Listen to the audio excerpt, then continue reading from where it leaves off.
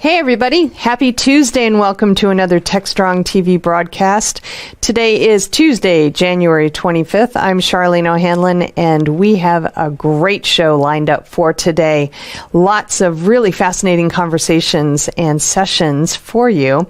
We get things kicked off today with a conversation between Alan and Akshay Bhargava, who is the CPO over at 1Password. 1Password recently announced the $620 million Series C round of funding that actually puts the company's valuation to $6.8 billion. That's with a B, folks. That is an amazing amount of money. 1Password is going to use this money to help develop and scale some of its human-centric security solutions for all, focusing on helping people protect their most sensitive data more easily and information, as well as seamlessly integrating between their work and personal lives. Definitely a great trend in cybersecurity as we are all shifting to that remote and hybrid work environment. So this is very relevant technology. So it's a great conversation as well.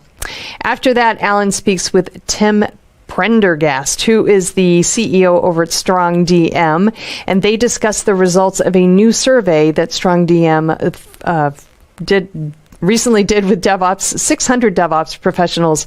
Then 2022, it is called the Year of Access, and that's a great report. Lots of insights in that report, so definitely a conversation you want to check out. After that, we have part 2 of our 2-part Haunted Hacker podcast. Mike Jones, the host, speaking with Philip Wiley, who is a senior cloud penetration tester over at U.S. Bank.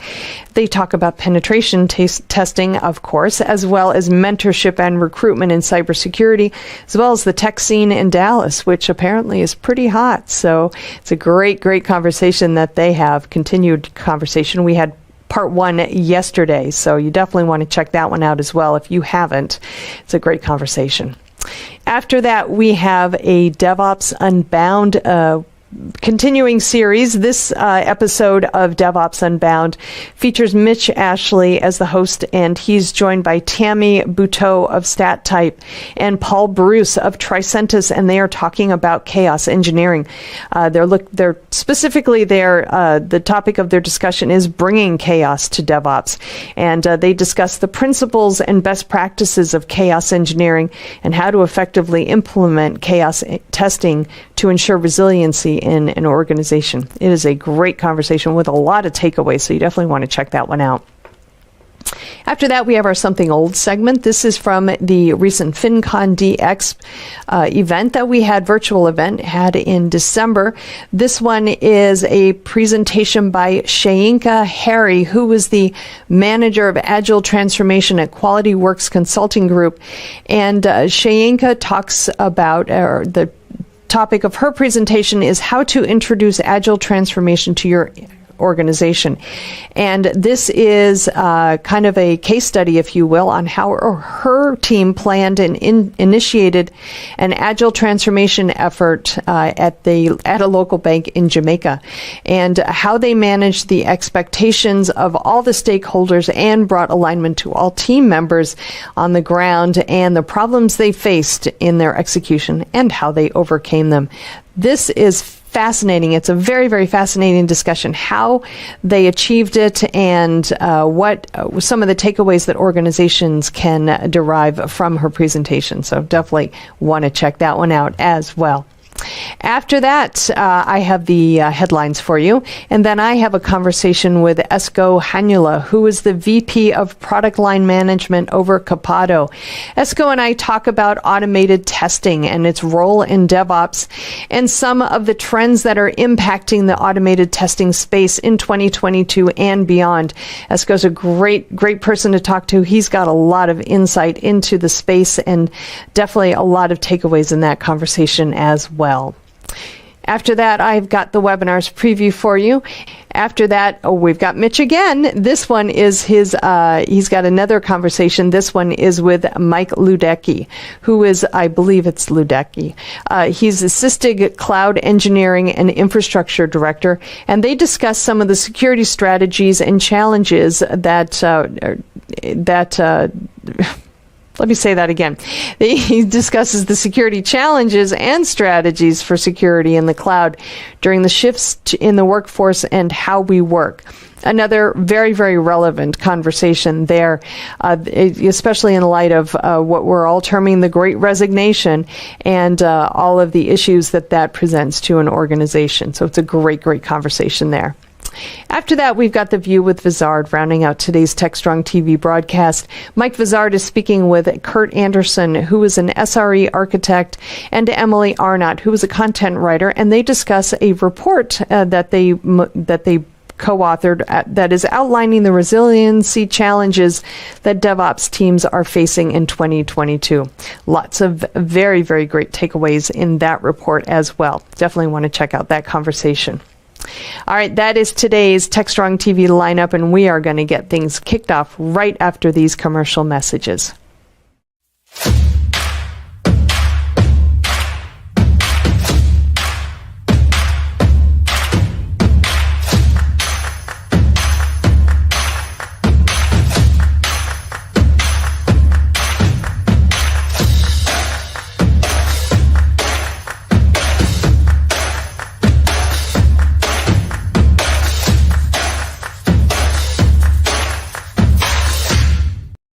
All right, welcome back. We are kicking things off today with a conversation between Alan and Akshay Bhargava, who is the Chief Product Officer over at 1Password.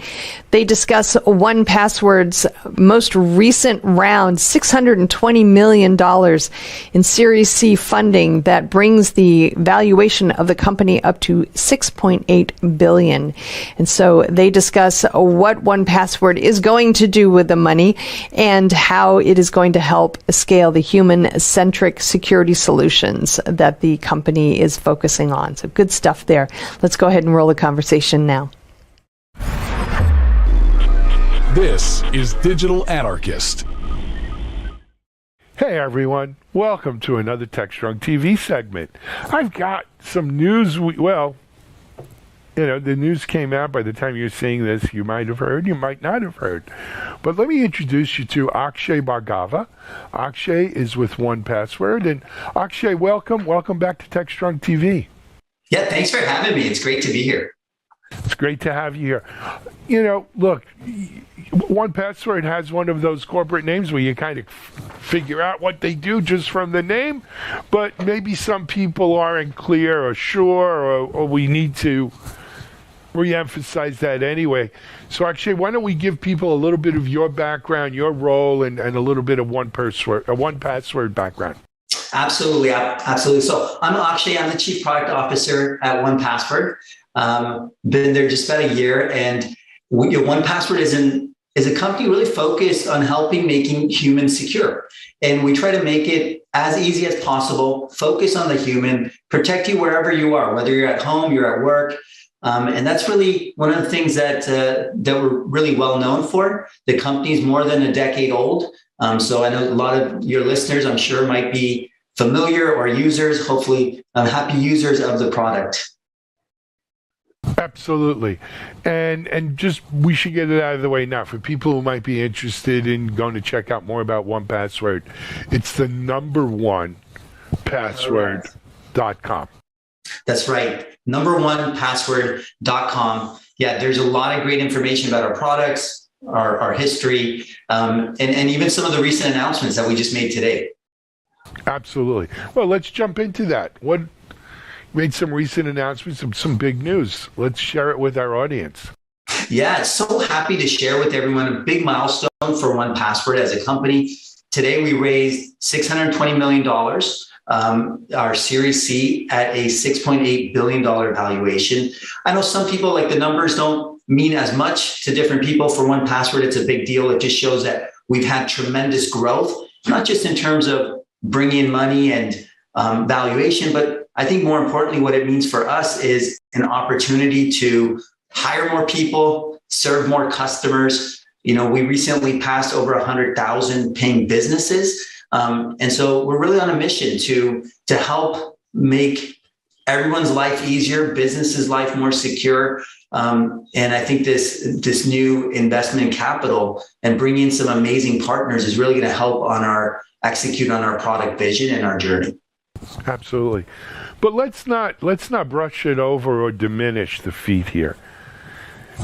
What did you say, 642 million? Is that what you said? 620 million. Yeah. $620 million. That's more than $500 million, right? 620 million is a monster number in anybody's book.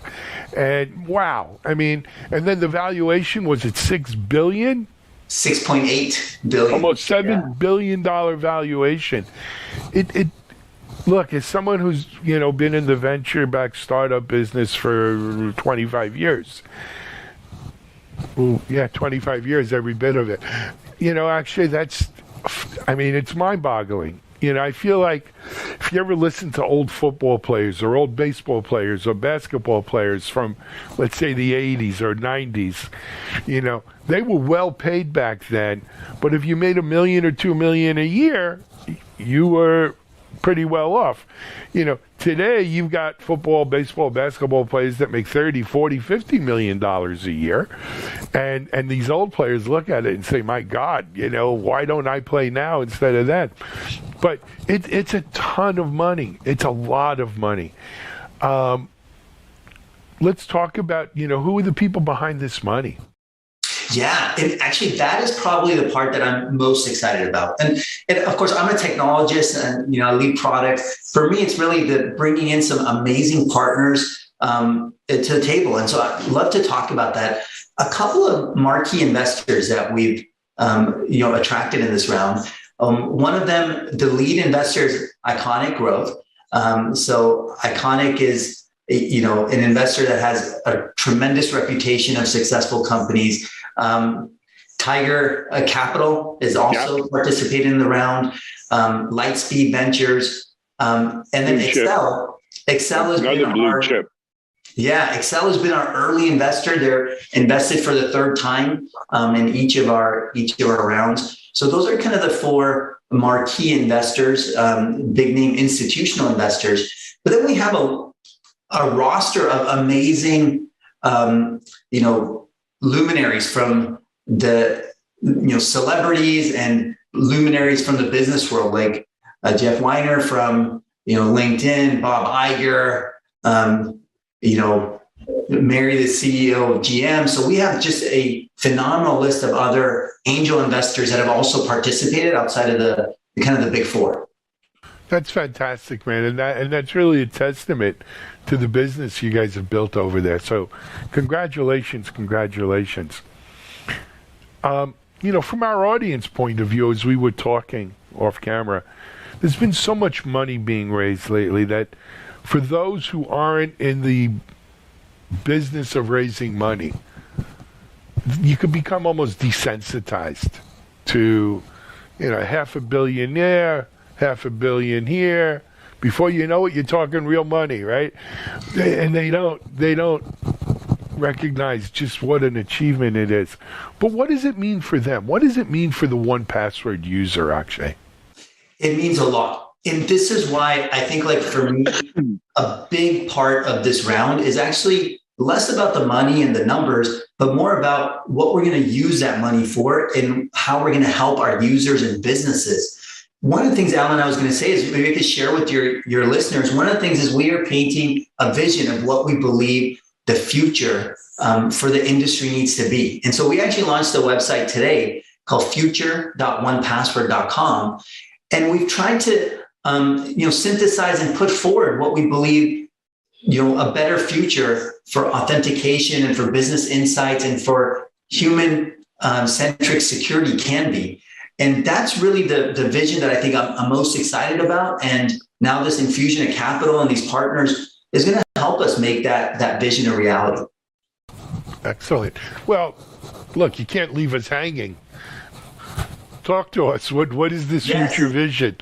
All right, awesome. So let me tell you guys a little bit of the context and what we're trying to build and accomplish. But I think one of the things a lot of, I think your listeners will be able to relate to is, the basics of authenticating into an application have gotten way more complex over time, right? So you go back like 15, 20 years, there's just a username password. And then it said, hey, now there's MFA, there's 2FA, there's sign in with Google. Now we're talking about things in the future about password lists and different ways of using WebAuthn. The reality is for a user, the number of options to authenticate just exploded. Now there's so many different options. If you go to a website like Epic Games, you look at the list and it's like, which of these 25 different ways do you want to sign in? It's too complex. And one of the things that we want to do at 1Password is make it super easy for a user. So if you want to get work done, you don't have to go first today. You got to go think, okay, I want to update a project plan. Then you got to think, oh, what app do I need to use or what service? Which of these 20 different authentication methods should I use? Oh, I better remember the right one I used last time. Otherwise, it might create a new account for me. And then I go get work done. What we want to do is take it so easy for you think of something you want to do, and boom, you can access it through 1Password. Cut out all of that extra, mental and all these extra steps and mental overhead for users. So that's one aspect of our vision. We call that universal sign-on, where 1Password can authenticate on your behalf, using your corporate SSO or using remembered username password or, a passwordless technique, abstract that away from the user, make it super easy for you. So that's just one dimension of our vision, but I think that's one of the first places to start with our vision. Agree. I mean, I've been a password manager user since 2005. Well, because I was, long story, but I was at Black Hat and my Wi-Fi thing got hacked, and I was stupid enough to use the same password over on multiple sites, as most people do, unfortunately. All of us, yes. Yeah, totally. and I paid the price for it, and leave it at that. And from that day on, I've been using password managers with generated passwords. But it was recently I went into my vault, or whatever you want to call it, and the amount of different passwords I have in there. And I'm a power user. I get it. I'm not the average person maybe out here. But if I tell you it's in the hundreds, not the dozens, of passwords that I have stored in there. And some I use regularly, some not so regularly, but I still need them. And it's those ones you don't use regularly, you'll never remember the next time you need to use it. It's incredible. It's incredible, and this has to go away. Someone has to just make it stop, please. Yes, and that's what we want to do for our users. And one thing that I'd tell you, Alan, is I know, like you said, you have hundreds of different logins stored, but one of the things that we're also finding is that a lot of our users, both in the business context and at home, they have more sensitive information than just credentials, right? Like, for example, I don't know, some of your users might be, doing crypto, or might be, have an estate plan and have a family they want to protect. All of these different types of sensitive information need to be secured. It's not just your credential details. So one of the things that we're doing at 1Password also is helping to make it easy for users to store and retrieve all their sensitive information, not just credentials and access, but whether it's your estate plan, whether it's, your crypto assets, your recovery codes, all of those things, whether if you're a developer, your SSH keys and all the things you need to access and commit code. So our vision is much broader than just credentials, but I think credentials, the problem is so acute that that's a logical place for me to talk about the vision first. But our broader vision is to help you with all of your sensitive information. Right. I mean, who was it? It was, I saw a recent case. Somebody died and their crypto wallet keys were unknown, and it was basically lost money, right? And, stuff like that, for instance. But this is the world we're going to live in. Yeah. Well, we're going to live. I thought about it just recently because we were doing wills and stuff, and If someone had to log into my bank accounts or my accounts anywhere, again, they'd have to get into my password manager, right? That hopefully would allow them to do that. But this is real life. I mean, it is real life. I spoke to some people about being involved in a senior cybersecurity organization, not for profit, right, to help seniors with cyber issues. There's another one, right? You finally get seniors savvy enough to use a 1Password solution, let's say, right? And then, if something happens to them, how do their loved ones recover this stuff or get to the information needed? It's crazy stuff. Unbelievable. You know what? Give me that URL again. It was future.1password.com. Is that going to be like continual? Is that something you guys are going to be updating over time too, to stay on top of it? Yes, absolutely, Alan. So today is just the launch of that. And it includes a few key sections. One is I talked to your users a bit about kind of the problem with signing in and universal sign-on. There's other sections in there too. We talk about kind of the whole challenge that businesses face today, and businesses just lack the insight about which users have stolen, compromised credentials, weak credentials. Shadow IT is another big thing with, especially in the last few years, we've seen an explosion of just like SaaS apps, and oftentimes the business just doesn't have visibility into those things. So there's a whole section on kind of business insights. There's a section that we like to call kind of broadly internally is how we're helping to bring human elements to the product, right? To help people think about, aspects like my house and what are all the attributes of my house, and have that stored in 1Password, or my team or my family. And we're going to keep adding more and more to it. So yes, Alan, it's going to be a living, breathing website. We're going to keep adding more sections about, things about the future, our partners, our ecosystem. There's so much we're doing there with our APIs and the partners as well. So you'll see a bunch of stuff there, and a bunch more will be coming. Excellent, man. Really exciting. Actually, we're about out of time, but I want to congratulate you and the whole 1Password team, right? Desensitized or not, $620 million is still $620 million, right? And $6.8 billion valuation is still a lot of money. So you guys are on the right track. You're obviously doing things right that people are taking notice of. Keep up the great work. We're all counting on you, right? Because we all live this nightmare of passwords and cyber. So come back and keep us posted. Thank you so much, Alan. I just want to say huge thanks. Like today, this milestone would not be possible without, amazing listeners, but also like our customers, our partners, our investors, our employees. So I just want to give a huge shout out to all of the people who have helped support 1Password achieve this tremendous milestone. Absolutely, including you, my friend. All right. This is Alan Schimmel for Techstrong TV. We're going to take a break. Go check out 1Password. That's with the number 1.com. Future.1password.com if you want to stay on top of things. We'll be right back.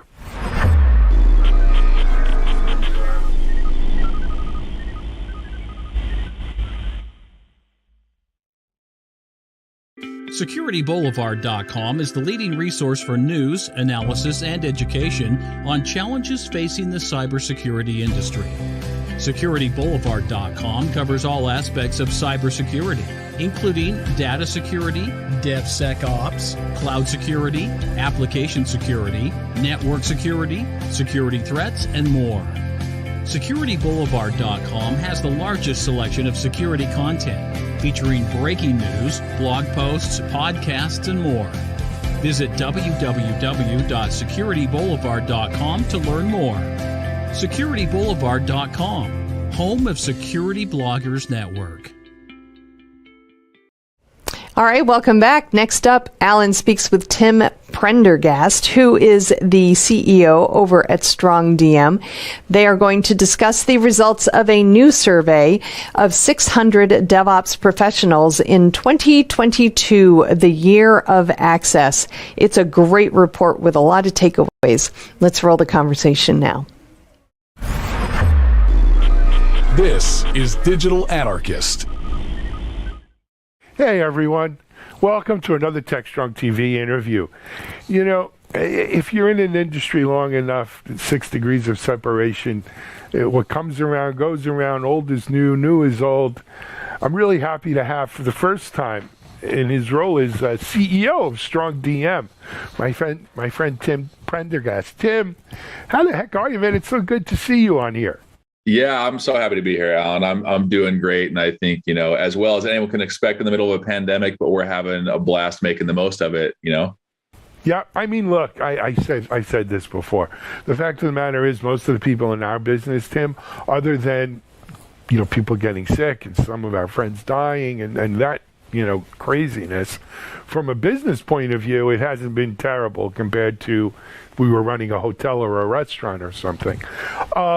But Tim, you know what? Before we jump into Strong DM, I feel like, you know, I introduced you as a friend. Old is new, new is old. We got to do a little bit of your history. So why don't we take people down memory lane a little bit and give them the Tim story?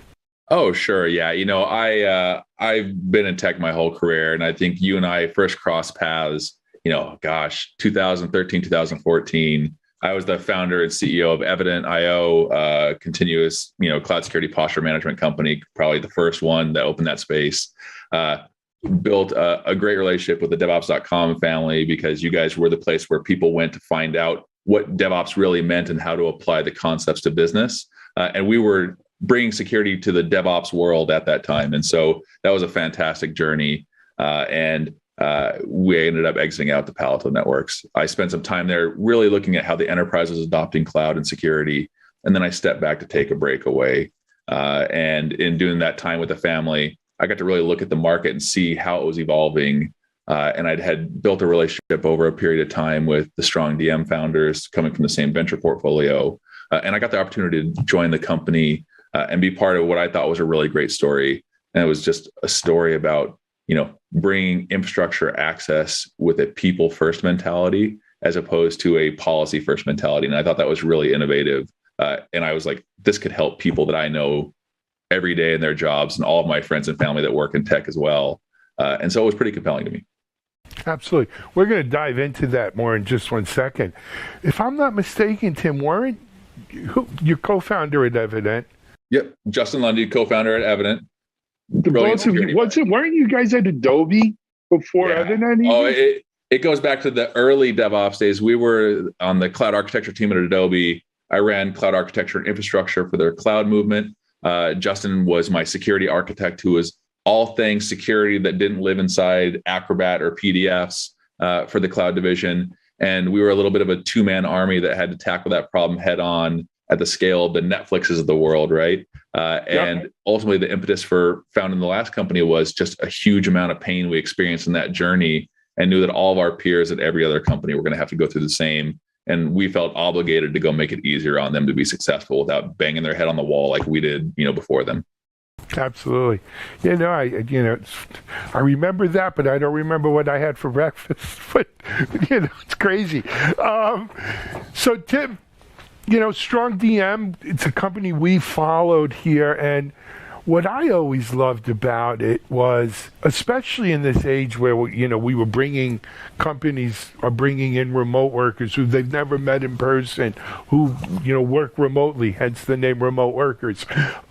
It made it so easy to onboard these people, hook them up with the right assets, you know, not just web access, but app access and the right access to data, you know, within the organization. And it was a godsend, right, to a lot of, especially early on in COVID, where, you know, stuff hit the fan and we got to make this work. It was just, you know, it was like, in my mind, I always had the vision of, you ever see, you know, the old movies where you have those switchboard operators, right? Plug in. Yeah, let me connect you here. You know, it was like Strong DM was that switchboard, right? Where I could take a person here and plug them in, right, to everything I need to plug them into, and disconnect them too if I need to. But, you know, and what a great tool that is. And maybe I'm oversimplifying it, but it just seems such a like a no-brainer.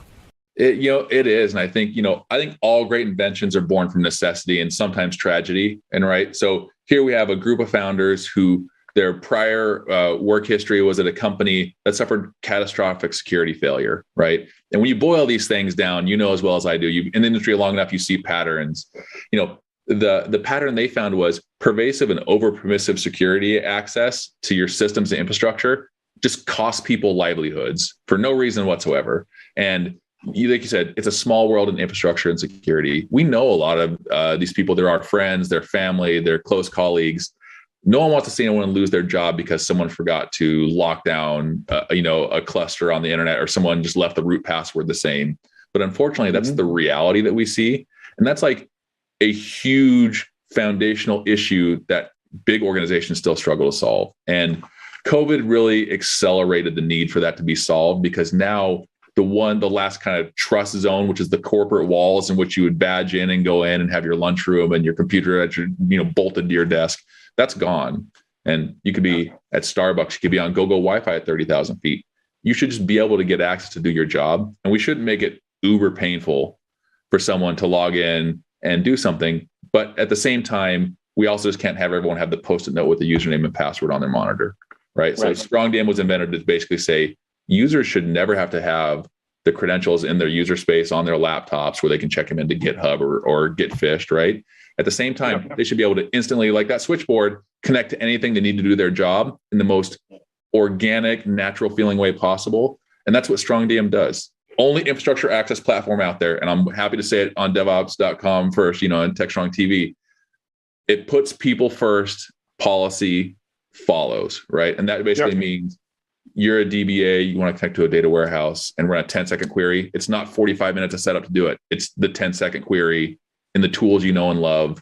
And then all the magic happens in the back end where you get all the security assurances that all that difficulty comes from without interrupting that user experience. So it's really a magical experience, and it helps so much in today's distributed world. Yep, I agree, man. Good stuff. And I always felt that way. We've been covering StrongDM, I think, since certainly COVID times, if not before. So it's been a while. I know, well, we've covered a bunch, right? You're coming on here as CEO. Let's talk. I know we're going to get to a survey, and I promise we're going to get to the survey, Tim. But what pulled, just when you thought you were out, they pulled you back in, right? What made you come back here, Tim? What about with the Strong story was just, man, I got to do it? I've always said you can kind of get a paycheck anywhere if you have the right skills, right? So why do people go work somewhere? They go work because there's a really hard problem that challenges them. They go work because they love their coworkers that help expand their horizons and make them learn something new every day. And they go because the culture of the company is you can get anything done if you put your mind to it culture. And I came in to help StrongDM in 2021. And I stayed because I fell in love with the people, the product, and honestly, the customers. I'd never seen in my 20 some odd year career in this space, customers just raving and gushing about how much the product has made their lives better. And when you make a technology, that's the thing that all of us crave as technologists, right? You want that validation that you've helped your peers and your friends and colleagues really just be better technologists. And if you can take some of that pain away, that's like a huge win in security. We take away a lot of pain.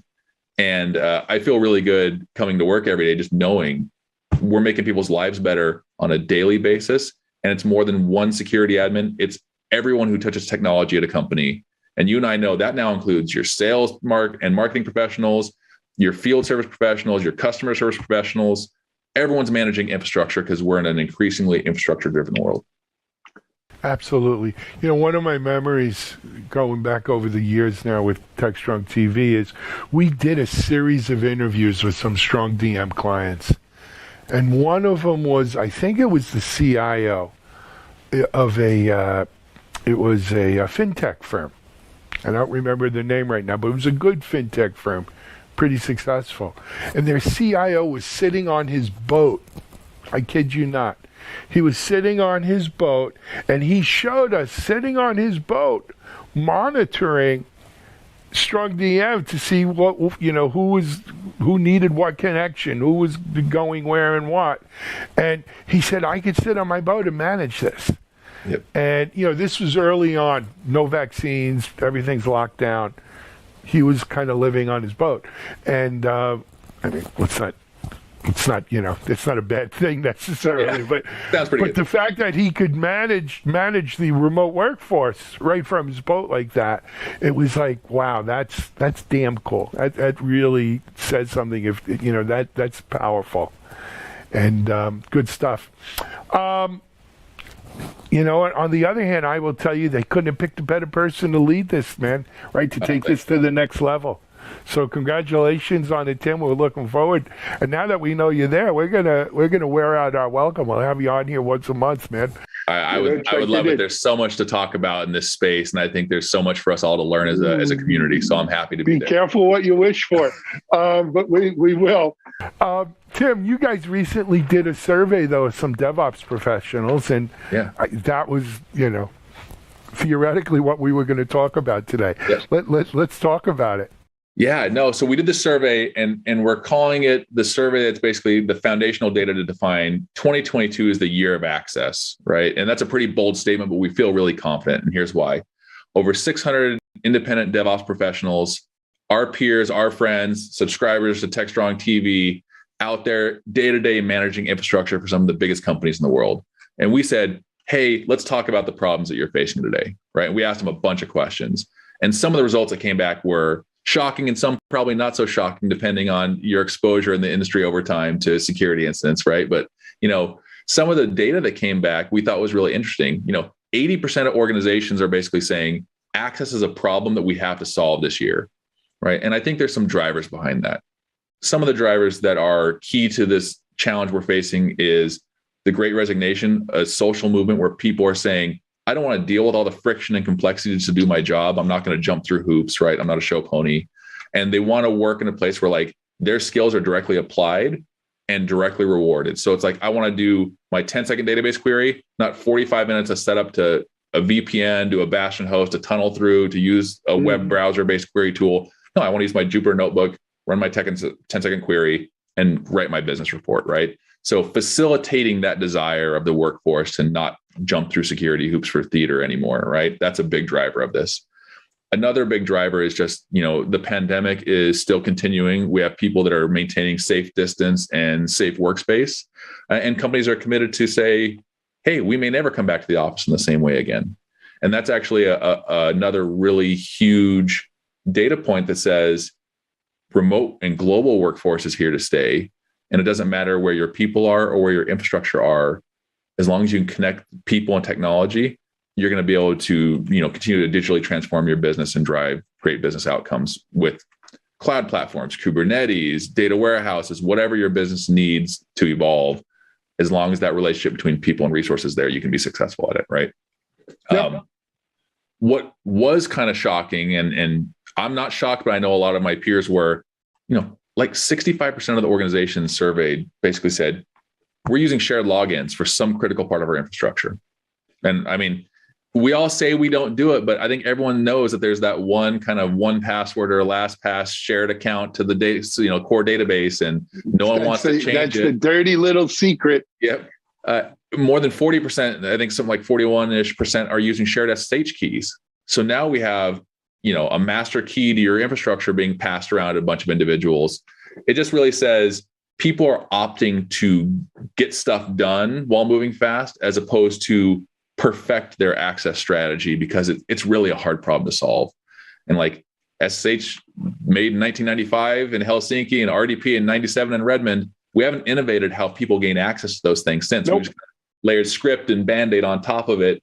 And if Log4j didn't teach us about everybody using, one technology like that, and then when a defect comes out, right, it affects us all.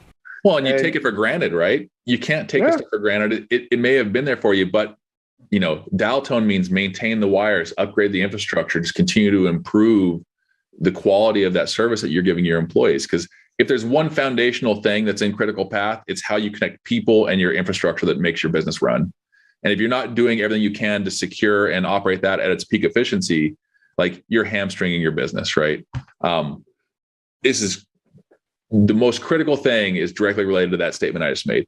most organizations say it's taking hours or weeks to get someone access to infrastructure, like a new database.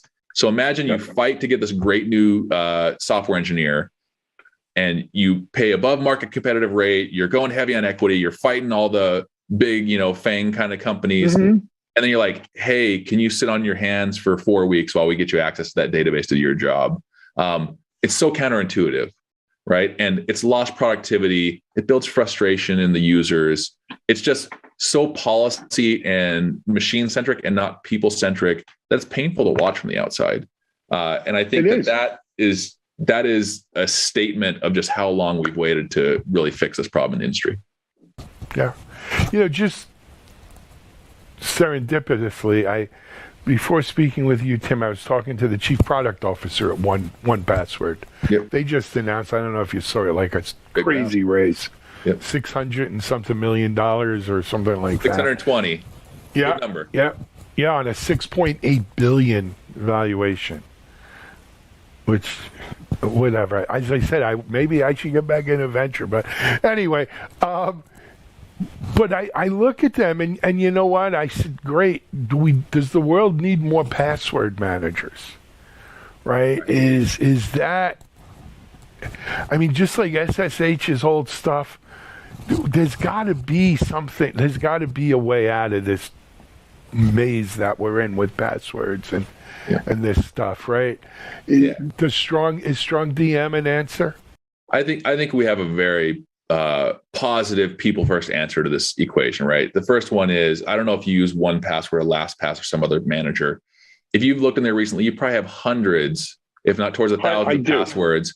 It's beyond human comprehension, right? And then when's the last time you rotated all of them? I mean, everyone just kind of ignores the notices and doesn't do it, right? So putting humans in control of authentication credentials for all of your infrastructure, especially as it scales and grows to monumental heights, it doesn't make sense as a business, right? So StrongDM has a fantastic solution in the fact that we support all the standard programmatic credential vaults and mechanisms to store credentials on the infrastructure side of the house, but never let them bleed over into the user side of the house. So Alan never has to have an SSH key or a username and password or a post-it note, or I like to call it the flow chart and the PhD in networking that shows you between Alan at Starbucks to database X somewhere in Amazon or a data center. How do I get there and how many hops do I have to make? All that goes away, right? And so I think the most compelling value proposition we bring is just eliminate that entire burden of security risk from your user population and just let them have the joy of doing their job how they want to do their job, and trust that the security mechanisms we built in on the back end and the security of the industry standard vaults are going to basically abstract that pain from your organization. And I think that's a panacea for many companies, and they see it as this aspirational goal. But reality is 80% of them are saying we have to tackle it this year. And that means that access is a priority. And it's really a solid foundation on top of which you build all the rest of your security story. 30% of organizations say zero trust is something they want to tackle, and it's aspirational, right? You can't ever get there without the access layer being strong, right? And so I think that's a pretty compelling, story when you put it in the frame of, if 2022 is the year of access, it's also the year on top of which we build so much more evolution and technology for the rest of the industry. And those 80% of organizations that are saying that they're going to do it are going to help the other 20% realize it's a critical priority and get it done this year in the right way. And we'll see a lot of the access related breaches and things like that start to die out, and we'll evolve security and operations at the same time. From your mouth to God's ears, my friend. I tell you, it's great. There's another thing, if you don't mind, and I know we're over time. I apologize. That's all good. But there's another thing at play here that makes 2022 the year of access. For as long as I've been in technology, access was very much. Look, I grew up in the Microsoft, Intel, domination years, the Imperium or whatever you want to call it.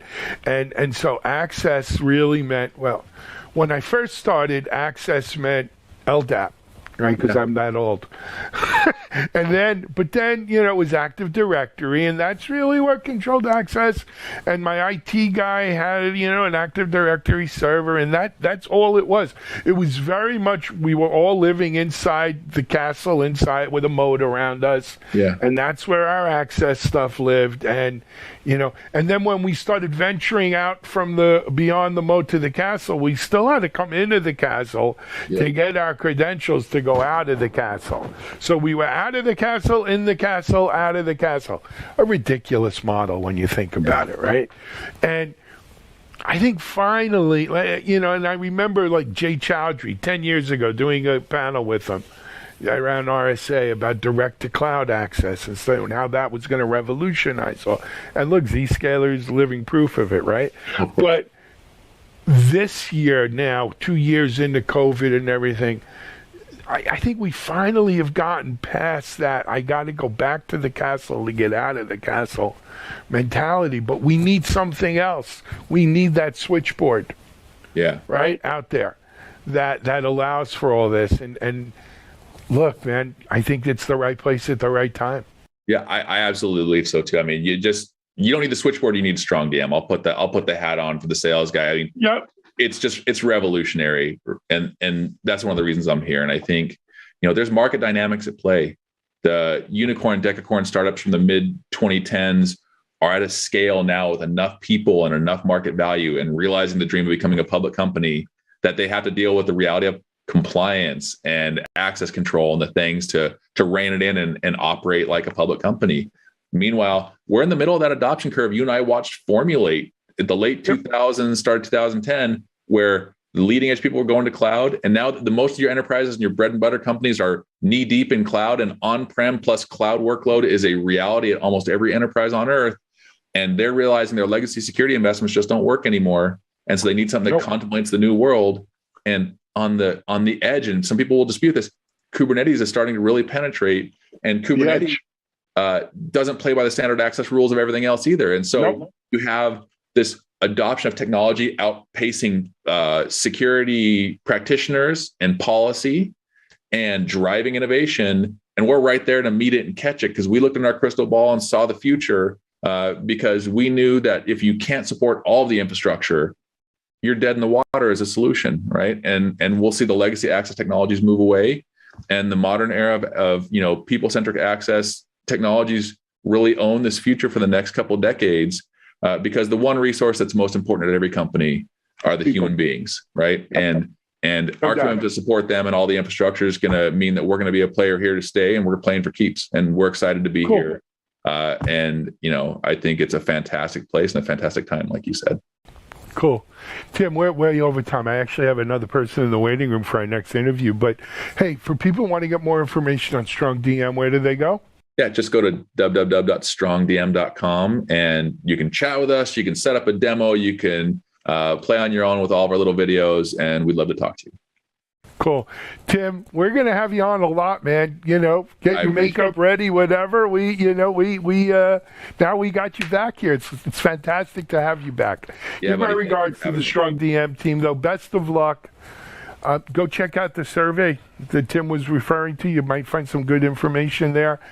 Thanks very much, Tim. We'll see you soon. Thanks, Alan. Thanks, everybody. Bye-bye. Thank you. Tim Prendergast, CEO, Strong DM. We're going to take a break. We'll be right back.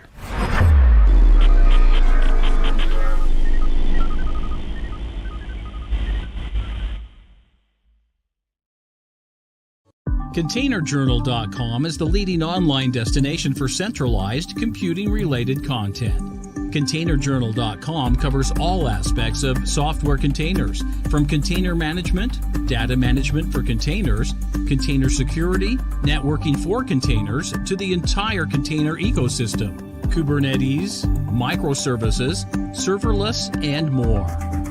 ContainerJournal.com has the largest selection of container-related news, featuring breaking news, blog posts, podcasts, and more. Visit www.containerjournal.com to learn more. All right, welcome back, everybody. Next up, we've got the Haunted Hacker podcast with Mike Jones. He speaks with Philip Wiley, who is the senior cloud penetration tester over at U.S. Bank. This is part 2 of their 2-part conversation. They talk about penetration testing, recruitment, mentorship, culture, the tech scene in Dallas. Who knew it was so cool? It's a great conversation. Let's go ahead and roll it now.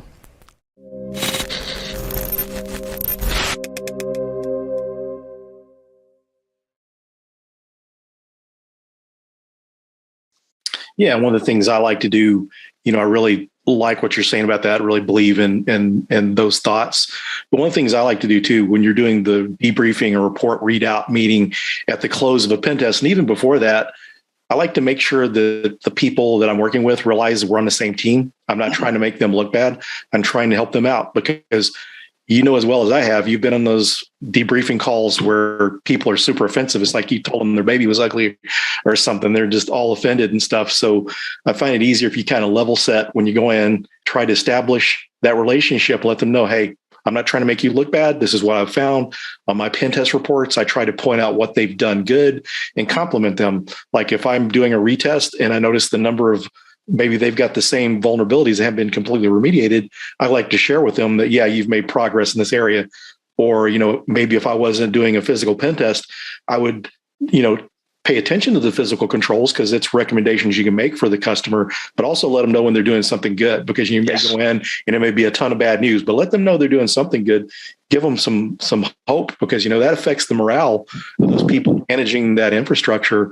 And if you just beat them up, they're going to quit caring and not try. Yeah. And you're going to lose a client as well because nobody wants to be shamed in front of, executives. And so with IRs, that's another thing too, is to watch these guys clean up and the amount of work it takes after a network has been completely smashed. And the sysadmins, I remember back in the day, like our culture used to be so volatile when it came to ego and stuff like that, and shaming people and, putting it in their face, we did this, we did that. But I think that needs to change because it's not only, a very minuscule amount of people that are getting attacked or whatever. It's global. It's not like it used to be. It's global attacks. And we're all in it together. And I think that's really important to remember. Another thing that comes to mind too is the phishing campaigns that we used to do. And they would identify users who had repeatedly failed the phishing campaign, and it would always be a remediation.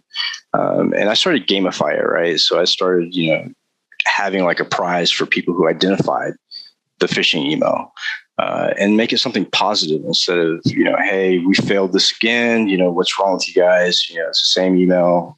Let's get better. But people don't react to that. Let's get better in such a negative tone. Yeah, I think as an industry, we need to start giving it more of a positive spin and positive outcomes, even when things are rough, because, this is not going anywhere. And looking at the history of hacking and vulnerabilities, it's not going to stop. We're on a fast train.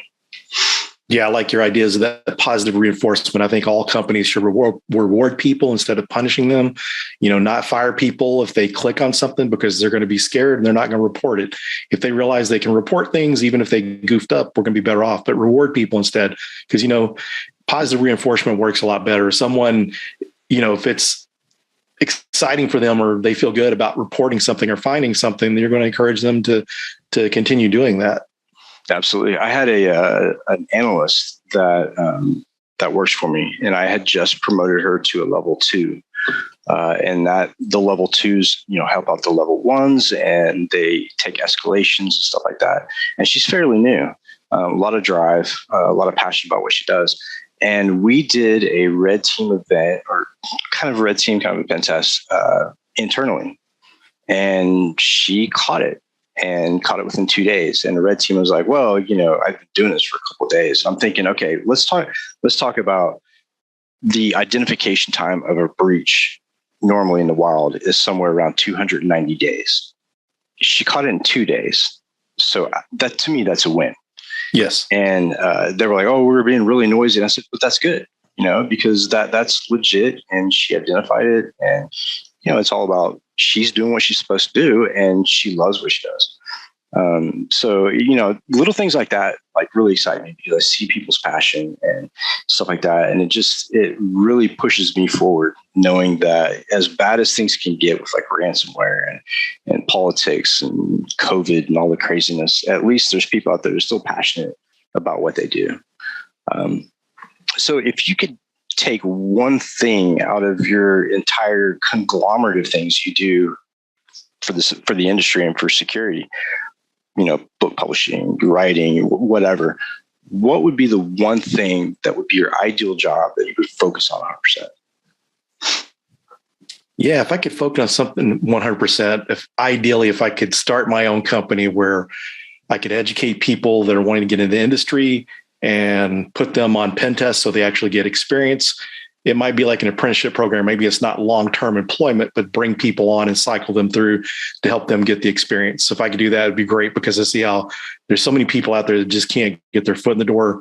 And sometimes you just need to be persistent and keep trying, but sometimes people lose hope. So if I was just like a billionaire, I would set up a consulting company that we would maybe do like some low cost or free pen testing for different organizations that maybe can't afford it, and then let someone get this experience at some sort of pay, not totally free, but let them get this experience. So maybe they get 6 months to a year and they can move on to another job. Or if things are successful enough to keep people on. You would need some people around to help, guide people that were coming on starting, because you can't take care of it all yourself. And I talked to a company like last year about doing an apprenticeship. And one of the things I realized that to do something like that on scale, you'd either have to have one company that's dedicated to that, or apprenticeships, one company, it's kind of hard for them. If their normal business is focused on making money, then you're only able to bring a few people through an apprenticeship like you would internships. So it's kind of limited. So something that could be scaled where, people could get experience, working in, production environments, getting that experience, because that's the blocking point for everyone that's trying to get into security. And that's one of the things I encourage people, or tell them one of the positive things about going to college. You don't have to go to a college to get into this, but one of the advantages to that is you can get internships. And that experience is what's going to help you get your foot in the door. Without it, it's a lot more difficult. It's possible. People do it all the time, but it's easier when you have the experience. Yeah, absolutely. And there's a lot of groups that are out there doing something very similar. You should probably look up Nico Herman. Nico is a big figure in BIC, Blacks in Cybersecurity, and they do just that. They help people get prepared for the industry, help them find apprenticeships, internships, whatever. I can't say enough good things about BIC and what they do for that culture and for our industry. Another one too, Tanisha, she does Black Girls Hack in DC, and same focus, right? So the people who wouldn't normally be able to get that type of exposure to what we do, maybe it's background limiting or where they are geographically or money or whatever, they reach out to those people and give them that opportunity. And I think that, not only are we talking about mentorship, we're also talking about diversity, true diversity, not just sex, male and female, but backgrounds and how we were raised and geographics, I think plays a huge part in it. And we've been talking about that quite a bit lately on the podcast, is why diversity? And what is diversity?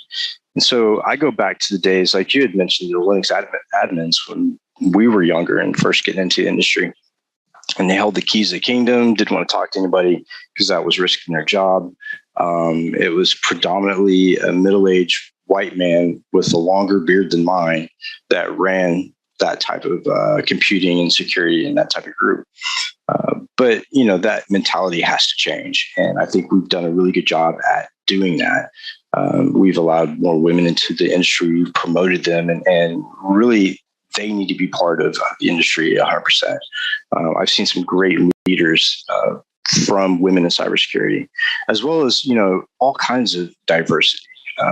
Whether it's background or, religion or, what language you speak. I think there's a place for all of this. And I think that when you limit those type of people that may not be able to afford getting that $5,000 cert or straight out of college, not be able to, get their foot in the door. When we limit those people with requirements and certification, we're losing a lot as an industry, I think.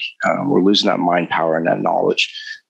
And I really want to see that change. What is your take on entry-level positions and the ridiculousness that we put on requirements for those entry-level positions? Yeah, that is a huge annoyance of mine, because just to see that they're asking for all this entry level, and it's stupid to see an entry level job expecting a CISSP, because technically you can't have a CISSP or shouldn't have one if you're entry level. So I definitely think companies need to make it easier, and that's kind of part of what inspires me, or I'd like to see programs where it makes it easier for people to get a start. People got to relax the requirements, because there's such a big gap and people are crying about not being able to get people. You've got to loosen that up, Yeah. And the thing is, you don't have to hire people on permanent. You could also just bring people on a contract basis. If they work out, good. If they don't, then if you brought that person in, they got 90 days experience, that's some experience, and they're closer to a full-time job somewhere else.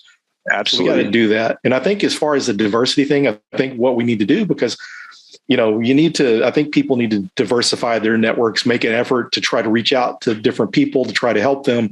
Because a lot of the times, I think some of the lack of diversity is because these are people in your network that you associate with, you're recommending people And then once you get more specialized to pen testing, there's times when I'm doing podcasts that I have to go out and look and try to find some female pen testers, because you just don't see it as much. And I know some of them want to get out there, and so it's just a matter of they ain't got no opportunities, but we just have to make an effort to network with others that are not like ourselves and try to help them, because the more you bring people, I think it's not always a case of people not wanting or trying to gatekeep or keep people out. It's just they don't know these people. And the easiest thing is just folks just get out there and meet other people and just, and it's kind of funny. I find myself, I enjoy networking more with people that are not old white guys like myself. Right. And, I think you hit the nail right on the head, and, we need to get out there more.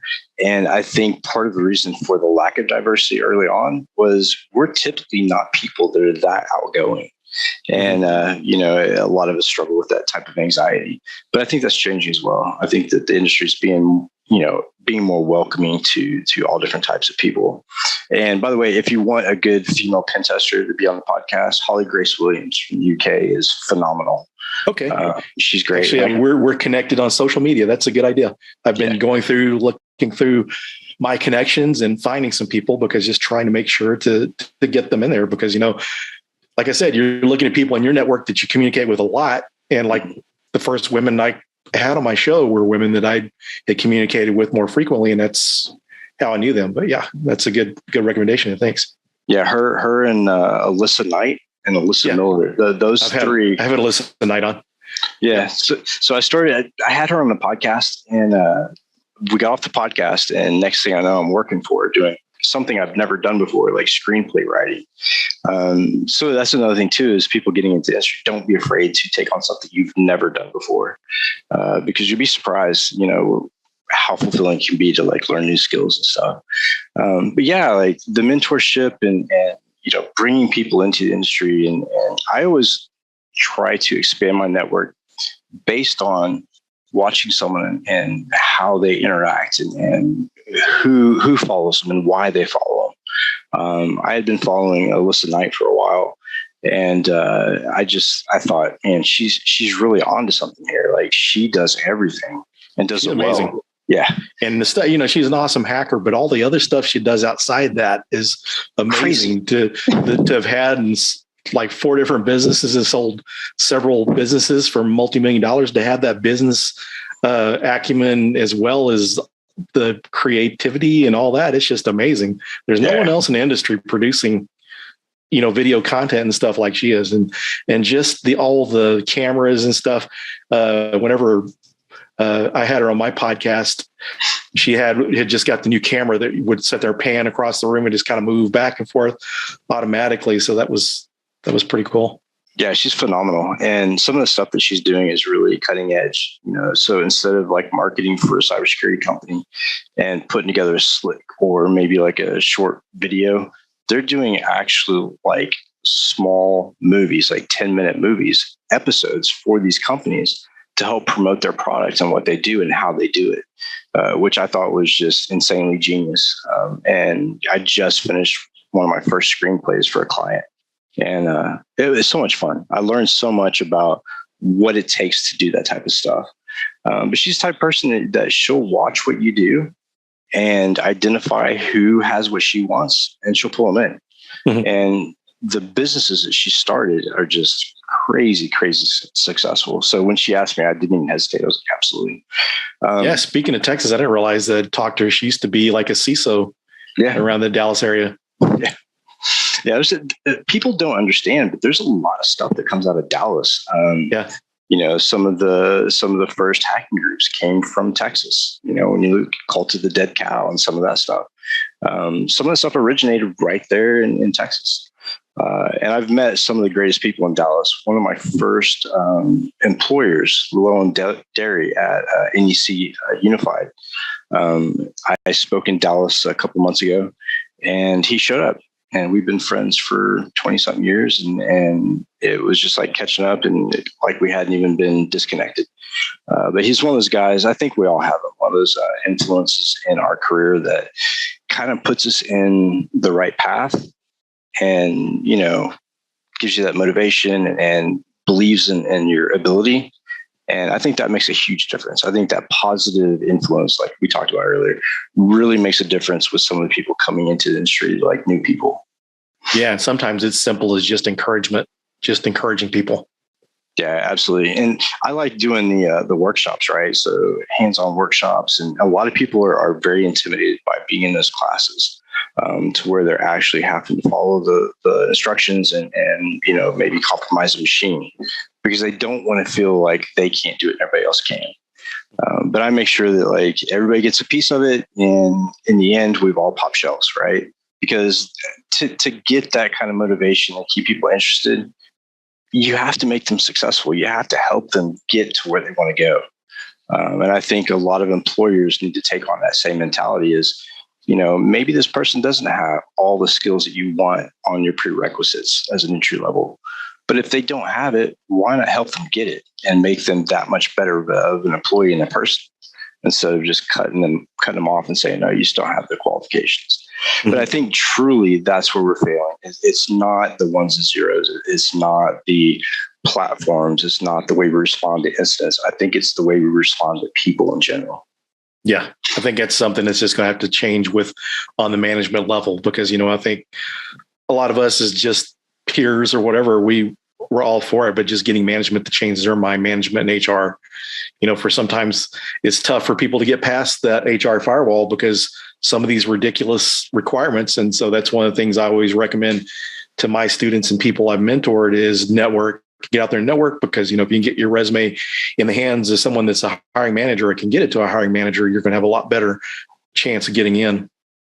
Yeah. I also tell people getting into the industry is that they always ask me, so what can I do to make myself more marketable? And I always tell people, find something to do research on, publish that research, build a GitHub, document everything. So when you go into that first position you're applying for, and they say, what certs do you have? And you can say, well, I can't afford certs, but this is all my research and it's published. That gives you a leg to stand on. And I would much rather hire somebody that has done that than, let's say, somebody who's sat for the CEH. Yeah. I think there's much more value in independent research and going from point A to the finale of that research and showing, the end result. To me, that's 10 times more valuable than any cert.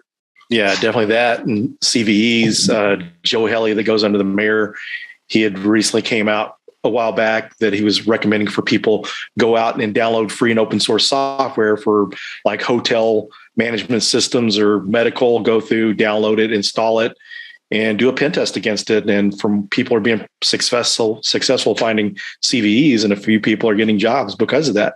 There's a lot of pen testers that don't even have CVEs. So if you can prove that, I think that's proving that you can do what you're supposed to compared to a question and answer exam. Yeah, absolutely. And I'm the type of person, like when I first started out in the industry, I would want to be able to defeat a certain control measure or breach a certain system. And it was such an addiction. I think for a lot of us, it is an addiction. And I would not stop until I actually got access or I got to that point that I wanted to be. And I think it takes that same type of mentality for people coming into the industry. There's too many people who I've seen try to get into the industry, but they don't want to put in the work. They want to overnight be a hacker or be a pen tester. Mm-hmm. And, they always tell me, tell me what you know so that, I can go get a job. And I'm like, man, this is 20 years of experience. Like, I don't know how to break it down and build this magic ball to hand to you and automatically you get a pen testing job. But I can tell you what it took me. And it was a lot of work and a lot of research and a lot of failures. And I think that failures is another thing that we're not very good at admitting.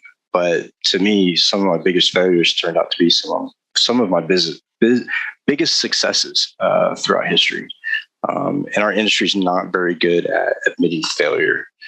We see that all the time when people get breached. They hide that or they hold on to it. But instead of doing that, if they were just to release that information, not only would it make the whole industry better, that we could learn from what happened to them, but it's also freeing. Hey, I screwed up and this is how I did it. And, we go on from there. Yeah, it's just, failure is one of the best teachers because, the first time you install, like the very first IT job I had was sysadmin work. We were doing a NetWare 411 and Windows 95 rollout. And so I did like a year of solid installs, didn't run into a lot of problems. But then my next job, I was a sysadmin and this environment was totally broke. There was like only 3 of us on the team. And so you're on call every third week and getting called all hours of the night. The way to take care of the email system, the email administrator that had left told me, just reboot this system at lunchtime when everyone's at lunch every day. And then before they went to Cisco switches, they're using the Lamplex switches and they would reboot them daily. and this is kind of things that went on. And I was like close to quitting, but I thought, I spent like a year of solid install and I could do that stuff in my sleep. So I knew I needed the troubleshooting experience, and I just kind of muscled through it and just struggled through, and I learned a lot and came out of it. Just that failing when you're installing something or you're trying to troubleshoot something, screw it up, and then you just kind of learn the different ways that you can fix those items. And so that's kind of, I think, same thing as developing the hacker mindset. If you can't get in this way, you build up enough knowledge base that that you can try this too, or you see this certain thing that maybe this is vulnerable or maybe this is misconfigured and you can get in. Yeah, absolutely. I remember when I first started messing around with computers and I wanted to build a computer, make it faster. And my biggest failure at putting my hands on a computer for the very first time and trying to manipulate the hardware was I took the RAM out, right? I was going to put more RAM into it. And I crossed the teeth on the pens and it shorted out the motherboard. And I was so mad. I was like, okay, it smells like smoke. My damn computer won't boot. What have I done wrong? So then I learned that you have to put it a certain way, and the way it matches up with the RAM is really important. And yeah, you learn along the way. But if you're teaching yourself, you're gonna fail. There's times when you cannot succeed all the time. Mm-hmm. And I look at that, and as a kid, I come from a different background, and failing wasn't an option, right? And I had that pressure. But what was great was when I started my own career path and I threw that shit out the window. I was like, you know what?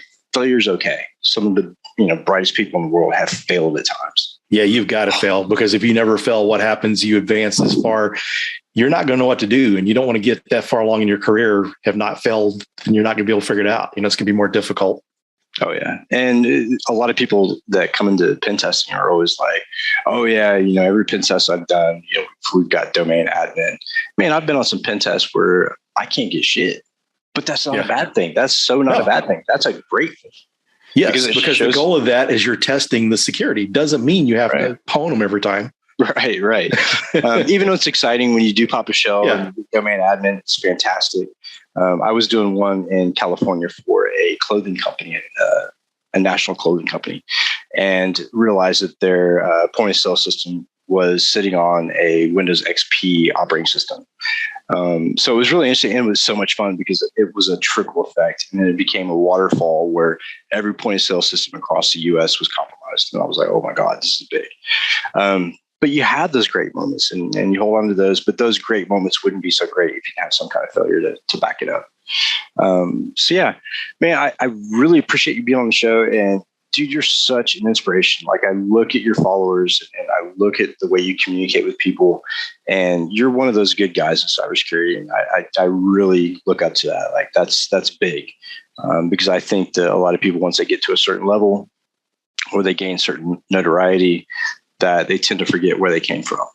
But you're definitely not that person. And it's just refreshing to talk to somebody with that type of mentality.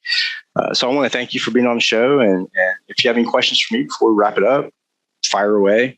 And I'd love to have you back on and have some more discussion, because I think we could go on for a very long time.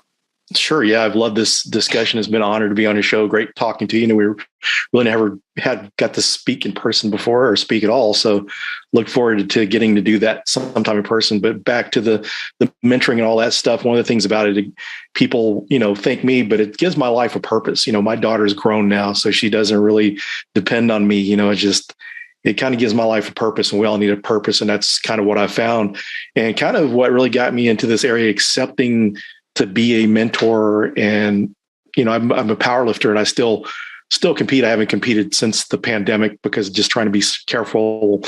And, like 2020, there weren't any competitions, and just trying to wait for things to be careful. But I've always tried to compete in the open division, regardless of age. And I kind of learned that I have to compete in my own age group. And then along with the hacking piece, I just kind of seen, trying to be the best and keep up with people, have a competitive mindset for years. I just kind of realized the place for me to excel at is I'm good at listening to people, and I like to help people. So the world needs coaches and mentors. And so why not embrace what I'm better at? And that's why I put the focus on it.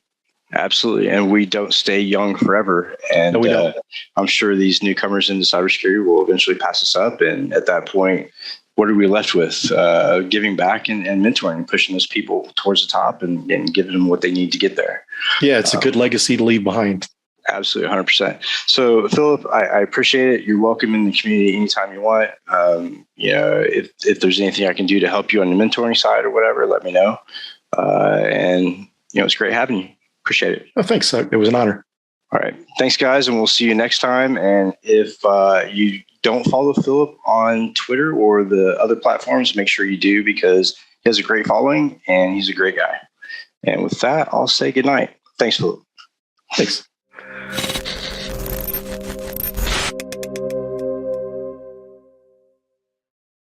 DevOps.com is the #1 online destination for DevOps education and community building. DevOps.com covers all aspects of DevOps, including DevOps best practices and tools, DevOps culture, DevSecOps, business impact, continuous testing, continuous delivery, and more. DevOps.com has the largest collection of original DevOps content, featuring breaking news, blog posts, podcasts, and more. Visit www.devops.com to learn more. DevOps.com, where the world meets DevOps. All right, welcome back. Next up, we've got another DevOps Unbound episode. This is a great one. This is hosted by Mitch Ashley, and he's being joined by Tammy Buteau of StatType and Paul Bruce of Tricentis, and they're talking about chaos engineering, bringing chaos to DevOps. They're talking about some of the principles and best practices of chaos engineering and how to effectively implement chaos testing to ensure resiliency. Great conversation. Let's roll it now.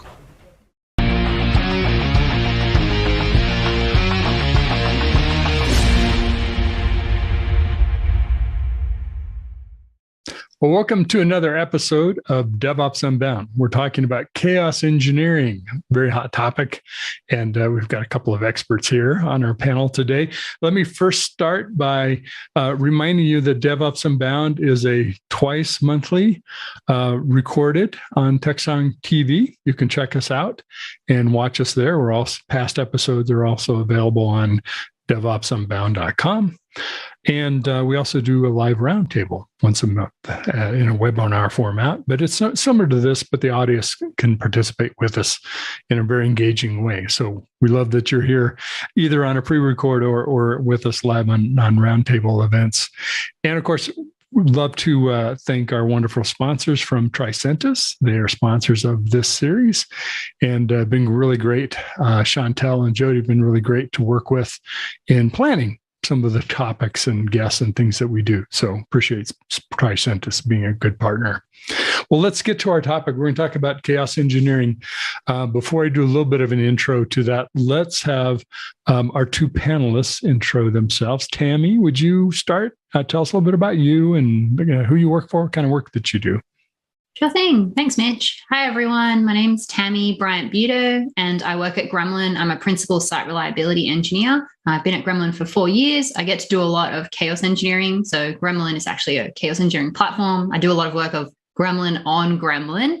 And actually, really interestingly, over the last few years, I've got to see how so many different companies practice chaos engineering because they're our customers. So like JPMC, Target, Walmart, so many more from all over the world.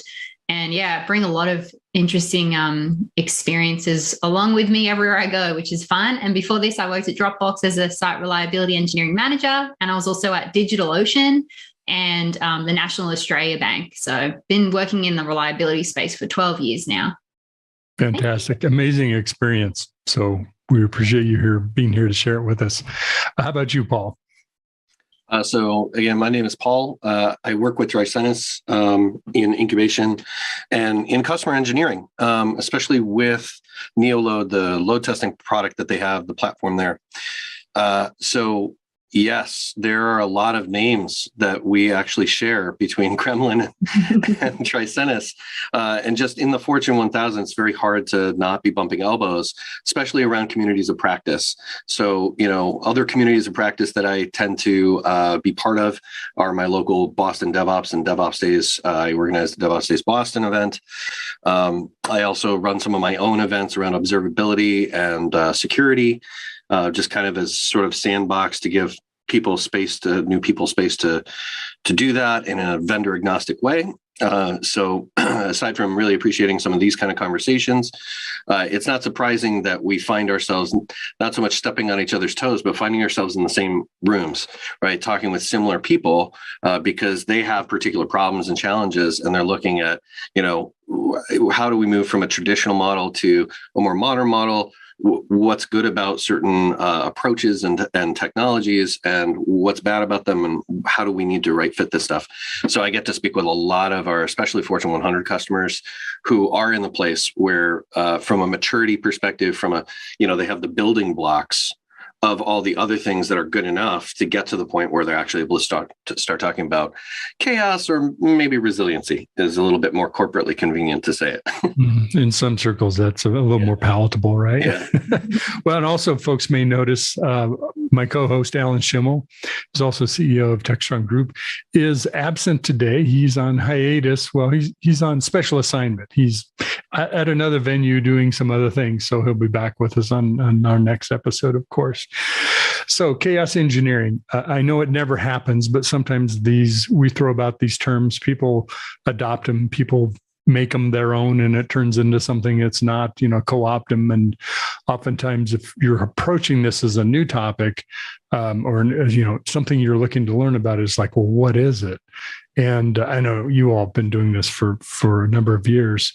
Maybe we give folks a working definition of chaos engineering. Tammy, you want to start? Yeah, sure. Yeah. The one that I like to use is thoughtful, planned experiments designed to reveal improvements in our systems. So, and when you think about it like that, this helps you understand how it's changed over the last 10 years. Chaos Monkey was created 10 years ago now, and that was more about like randomly shutting down EC2 instances, like very narrow, small view of chaos engineering. It's grown so much over the last 10 years. So I like that thoughtful, planned experiments where we're looking to make improvements. Yeah, I can't do much better on that, other than to add to at the end of that statement was systems. And systems, as a DevOps nerd, right? Systems are the multi-body problem, which is the people, process, and technology. So, we oftentimes think that chaos engineering is all about our systems and the resiliency of our systems, but it has a lot to do as well with proactively understanding how to prevent, or how to flesh out a plan this idea that you had in your mind about how you would respond to certain things. Well, let's actually try that. And maybe we don't just try that straight up in prod right off the bat. So. Mm-hmm. It's interesting. It's funny that you mentioned 10 years ago, Chaos Monkey. Seems like it hasn't been that long. Wow. But that sort of started the conversation and us thinking about that. It's this chaotic, send something out there that's going to randomly try to break things before they break and find where those flaws are. And while that's an element of it, your definition, Tammy, also puts more of an SRE engineering mindset to this too, right? We need to be able to measure and find out where we have the flaws, because just because something breaks doesn't mean that's where the break fix needs to happen. I'm curious, and also, why does this overlap so much with SRE? You could argue it overlaps or intersects, works closely with observability, some of the testing work that you do. There's a lot of things that kind of live in this space together. How would you make sense of that? How do you fit that together for people? Paul, why don't you go? Well, I think some sense of in the old days, right? Mm-hmm. It used to be there were different people for different reasons, and there was a process, and it took a long time. And in many ways, that was because there were a lot of things that are kind of batching up. 15 years ago, continuous motions were not the primary default. And so there were large, big batches. Now we're in a lot of small, and especially with distributed systems, right? Especially with distributed architecture, fantastic. We solved for a problem, which is how do we be able to update these things independently? But as it turns out, they're not really independent, especially when you ship them up to a cloud. Now, all of a sudden, you introduce network latencies that you didn't expect. When you change architectures from sort of synchronous to asynchronous, right? That really changed the equation of what you need to ask. So what we find is that it's not good enough to be in a silo. It's not good enough to have siloed knowledge in the organization. It's not just enough to, let's say, run a performance test and barf somebody a report that has nothing to do with what was the impact to the server's services, right? And also, even on a perfect day, if that happens, we're still only testing a certain amount of the distributed happy path, as I would call it. Where resiliency engineering comes into play is when we start to say there needs to be a way to not inject faults, but to Tammy's point, to be able to hypothesize what happens if and when. And so, in a strict performance and reliability engineering, like when I go and engage customers and we have these discovery conversations that exposes what's their practices today and where they want to move, one of the things that I find oftentimes not in their purview is the architectural diagrams. Now, architectural diagrams start somewhere and then, stale. And so you have to kind of update those with what's the reality of the system a year after you shipped it, or so on and so forth. But even just being able to draw the boxes on the whiteboard and say, this is the ideal way that the thing is set up, right? You can get these Visio diagrams or these, SketchUp diagrams or whatever from certain people. Well, that's step one. Step two is to actually look at that diagram and go, where are the most likely bottlenecks? Where are the most likely points of failure? Or where is the least amount of resilience? And you can start. You need to get information on the table, right? Before you can make any kind of informed hypothesis. Even before, there's things that resiliency and chaos engineering are great for, and then there's a lot of things that it's not. Same thing with where I come from, the old load testing background, right? There are some things that it's great for and some things that it's not. But taking a sense of give the information up front to kind of say, what is the holistic picture? To answer your question, Mitch, I think the reason why we're blending and why this sort of overlaps with SREs is because in the old siloed model, nobody cared about the big picture. Maybe except for the architecture person, or worse, maybe the operations people that are dealing with fires in production, then trying to retroactively find time with the product teams, only to find that they don't have time because they're busy shipping new features and have no error budgets, no time for tech debt, architectural debt and stuff like that. So it becomes a big cluster when you have that sort of those kind of mentalities in. And I kind of think SREs is almost like mini product, like product managers is one way to say it, but that's got a specific word. Managing directors. right? Of how this thing is actually going to run really pause well. that for a second, because I'm going to jump into SRE. And Tammy, I want you to get a chance, because you've said a lot there, Paul, and we want to unpack some of this. So jump in, Tammy. Yeah, sure. Yeah, it's interesting. Like, so I'm a CNCF ambassador. And one of the really interesting things is if you look at the CNCF landscape, it's really cool. You can see all of the cloud native technologies on there. Chaos engineering right now fits under observability and analysis. And, to me, like what I would love to see in the future is actually that there's a reliability section where we would have tools that are like chaos engineering, but also incident management, alerting. I do feel like these actually fit better under the reliability banner, but that doesn't exist yet. Like, it's actually what we're talking about is very much like future, like forward thinking types of works. It's actually quite new. Even though Chaos Monkey was created 10 years ago, chaos engineering has only really started to become much more popular over the last, I would say, 2 years. And, when I was talking to people 4 years ago, they didn't even have monitoring and alerting observability tools that they were using regularly or that they trusted worked. Now that's changed like 4 years from then. So that's my thoughts there of like where chaos engineering fits in terms of like SREs, how come SREs practice chaos engineering or are fans of it? For me, the reason I do it, and I've done it for many years now, is because for me, it was the fastest way to be able to make an improvement. And that's what you're always trying to do as an SRE, because you're so busy, with all of the other work that you have to do. You're on call. Maybe you're getting paged a lot when you first join a team. You're helping give advice to teams about what best practices are for how to set up everything that they're doing. You're doing automation work. So whenever you can find a way to make an improvement, to like move the needle that you can actually measure and show everyone like, hey, like we did this failure injection work, we ran all these experiments. And, one of my big wins was I got a 10x reduction in incidents within 3 months because of practicing chaos engineering, identifying what we needed to fix, and then just getting those things fixed. Even if it's like a temporary fix until we can do the permanent fix, at least we're not getting paged like constantly. So that's like why I think SREs love chaos engineering. But then the other thing I would mention is that over the years, it's kind of changed like who is practicing chaos engineering. So I would say like 4 years ago, it was definitely pretty much all SREs that I talked to that were doing chaos engineering. And they either were doing it as part of their role within the SRE team, or they'd actually created another team called the chaos engineering team. And it was SREs doing chaos engineering as a full-time job. And that's all they did.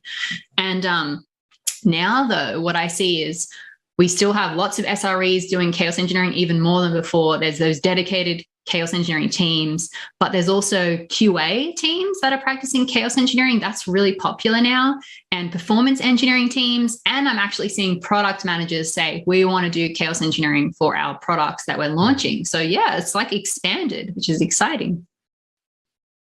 It really is interesting. And it's a topic that's been coming up, I don't know, the last couple of months, because observability is so much in front of everybody.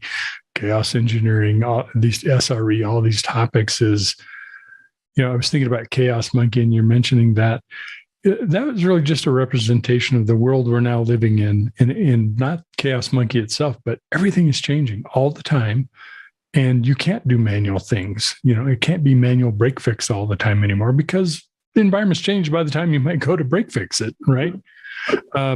And so using automated tools and engineering approaches both elevates the operational role to be more than, up, down kind of monitoring kind of things, and really getting into how do we help improve the reliability of our systems. Do you think our organizations really adopting more of a seriousness around operations and what this means because of observability and chaos engineering? Is that really happening out there in the real world, as opposed to here in video land where we like to talk about this stuff? Yes, absolutely. Absolutely. So one of the shared customers that Gremlin and Tricentis have, I shouldn't probably name them, but they're well in the Fortune 50, and they are in the large healthcare and insurance provisioning vertical. And their team of performance and reliability people have been around. They know how to use their tools. They push forward in terms of how do we automate some of this stuff. There's a lot of appetite and interest of, the 500 plus teams of product teams that they actually serve, to move away from this sort of center of excellence, attitude, or, the pool of knowledge only over here, to start building those into automated processes. So I was working with them about 4 months ago to make sure that there are proper sanity checks in terms of performance before they actually move on to a big test? Okay, well, a big test, but also moving on in those big tests and done in a frequent basis is the gremlin, the chaos injection that allows them to actually prove that just because a couple of servers go down, and this is interesting, it's not just about scale. It's not just about the infrastructure, right? Maybe at the beginning, Chaos Monkey and those tools were all about just testing and proving that infrastructure could come back reliably.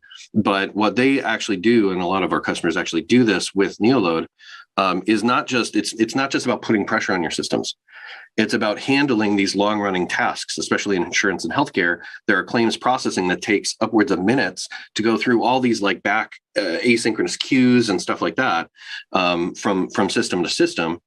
And what they need to do is they need to push that workload into the system, maybe even use a tool to generate data, push the workload into the system, monitor the little points of how the data is going through the system, and then actually at the end verify that regardless of what happened, because Gremlin was engaged to take some nodes or some servers down, that 100% of the claims that were supposed to go through the system are actually through the system. I would consider that more like data regression, right? But it is a reliability factor and a resiliency factor of your system to be able to say, there is a standard set of things that we provide as a community of practice, not a center of excellence, a community of enablement and practice. And we've already built patterns in pipelines that help you take advantage of some of that self-service without having to know a ton about it. There is a standard set of things that we do in the default chaos injections. There's a standard set of things we do to put pressure on the system or to help you push all your data through the system and verify it afterwards. And those two things have to go hand in hand. Mitch, I think to your point, doing things manually, right? There's no such thing as a useful chaos experiment where you're just opening the browser and trying it as one person. You need statistical significance, whether you do that in production. And potentially, there's issues there that I'd actually want to ask Tammy about a little bit later.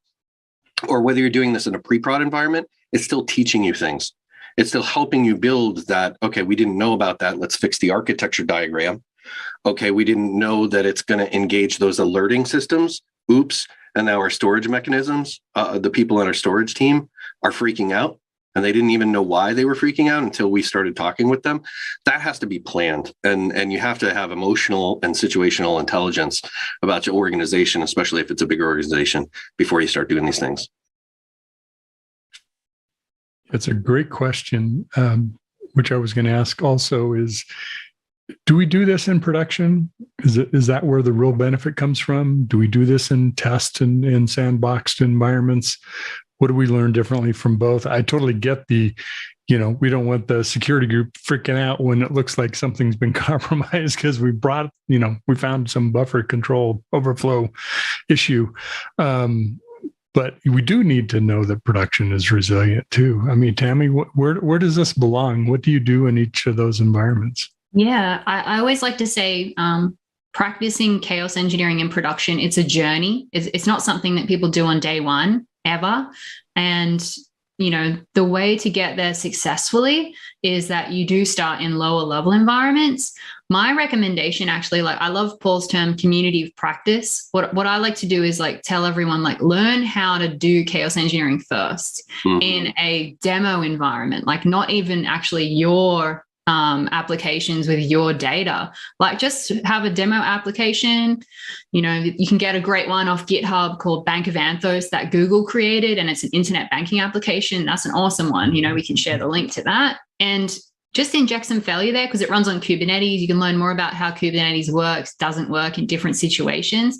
And Gremlin has a lot of different attack types. So there's networking related attacks, resource attacks, state attacks. Those are the categories. For networking, it might be let's inject packet loss. Let's increase latency.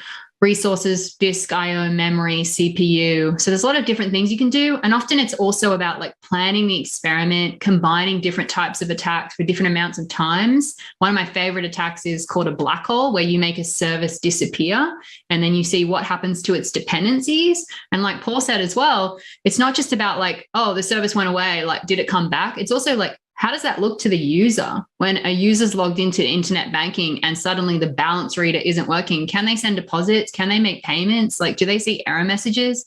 What actually is their experience? And I think like really great SREs, you know, they do think about the user experience. You're really focused on the customer. And that's like an amazing skill, because I've been on tons of incidents where we were getting so many support tickets from customers saying like, my data is not there, my data's disappeared. And wasn't that, it was like the thumbnail preview service wasn't working. So that's why like thinking through like, how does this impact the user is so important. So I always recommend thinking about it from that perspective. And like, I generally say to get to production, it takes companies several years. Most companies, I'd say it takes them about 2 to 3 years to start practicing chaos engineering in production. And I think that's totally fine. Like that makes a lot of sense. And it's good to have that as a big milestone date. Like we did our first ever chaos engineering in production. This is what we learned. You know, we improved our mean time to recovery by this much.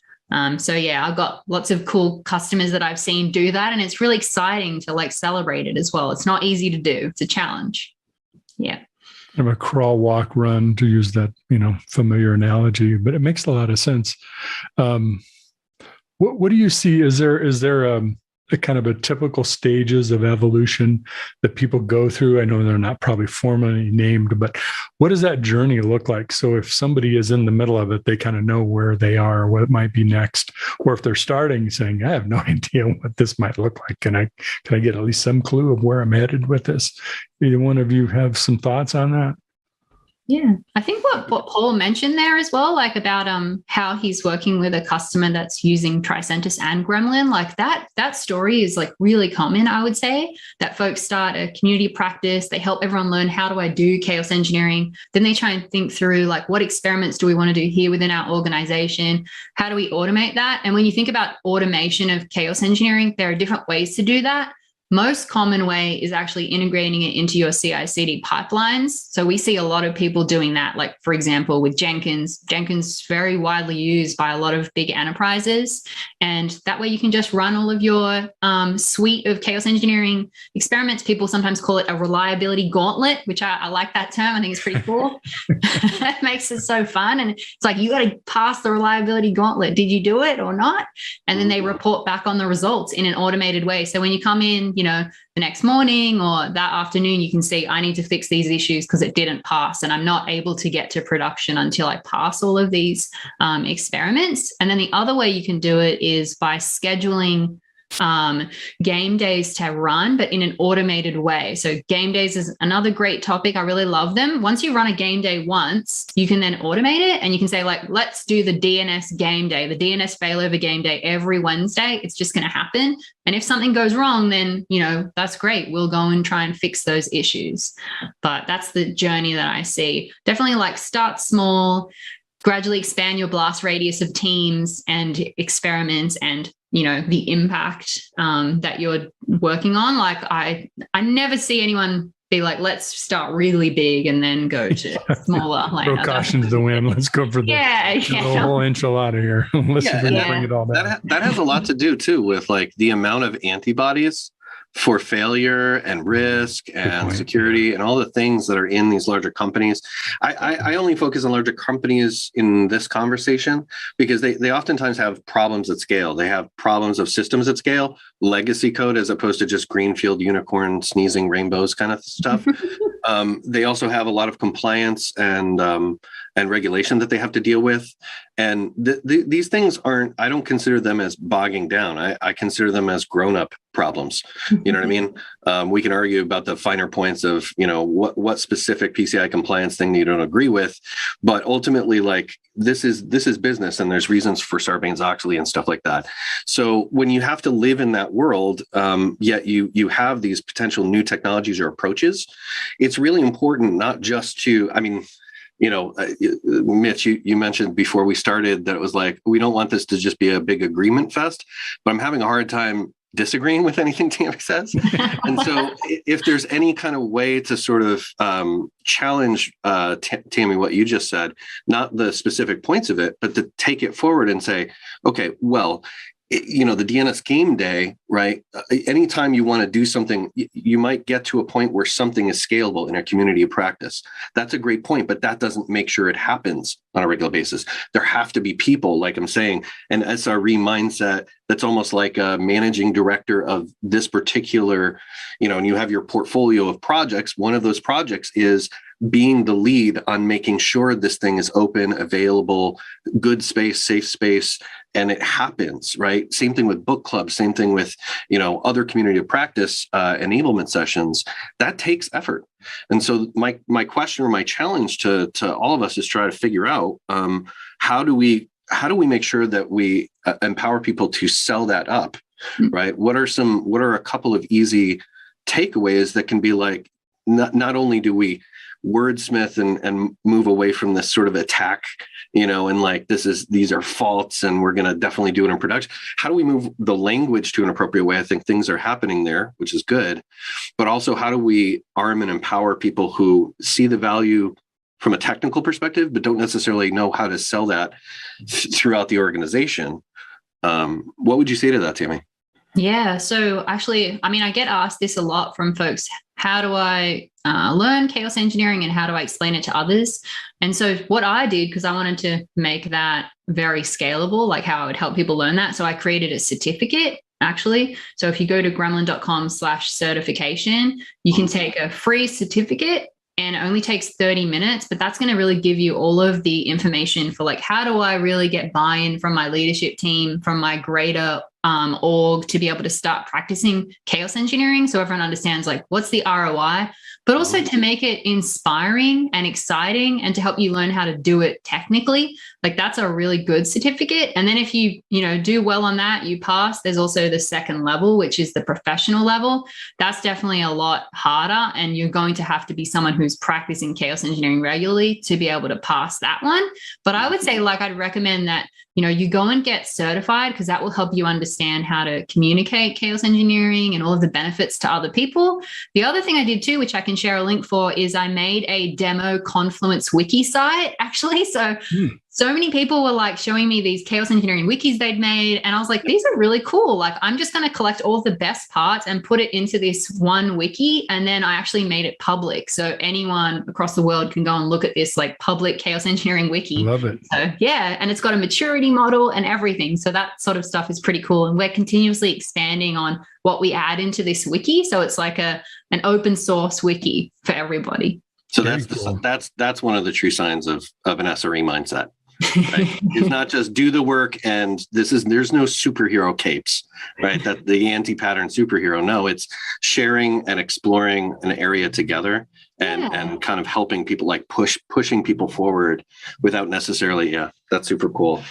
One thing I remember too is I do a similar thing with performance and reliability testing and engineering, and it often comes up is, how do you go from like 0 to something, or how do you go from like 5 miles an hour to like 30 miles an hour or 50 miles an hour?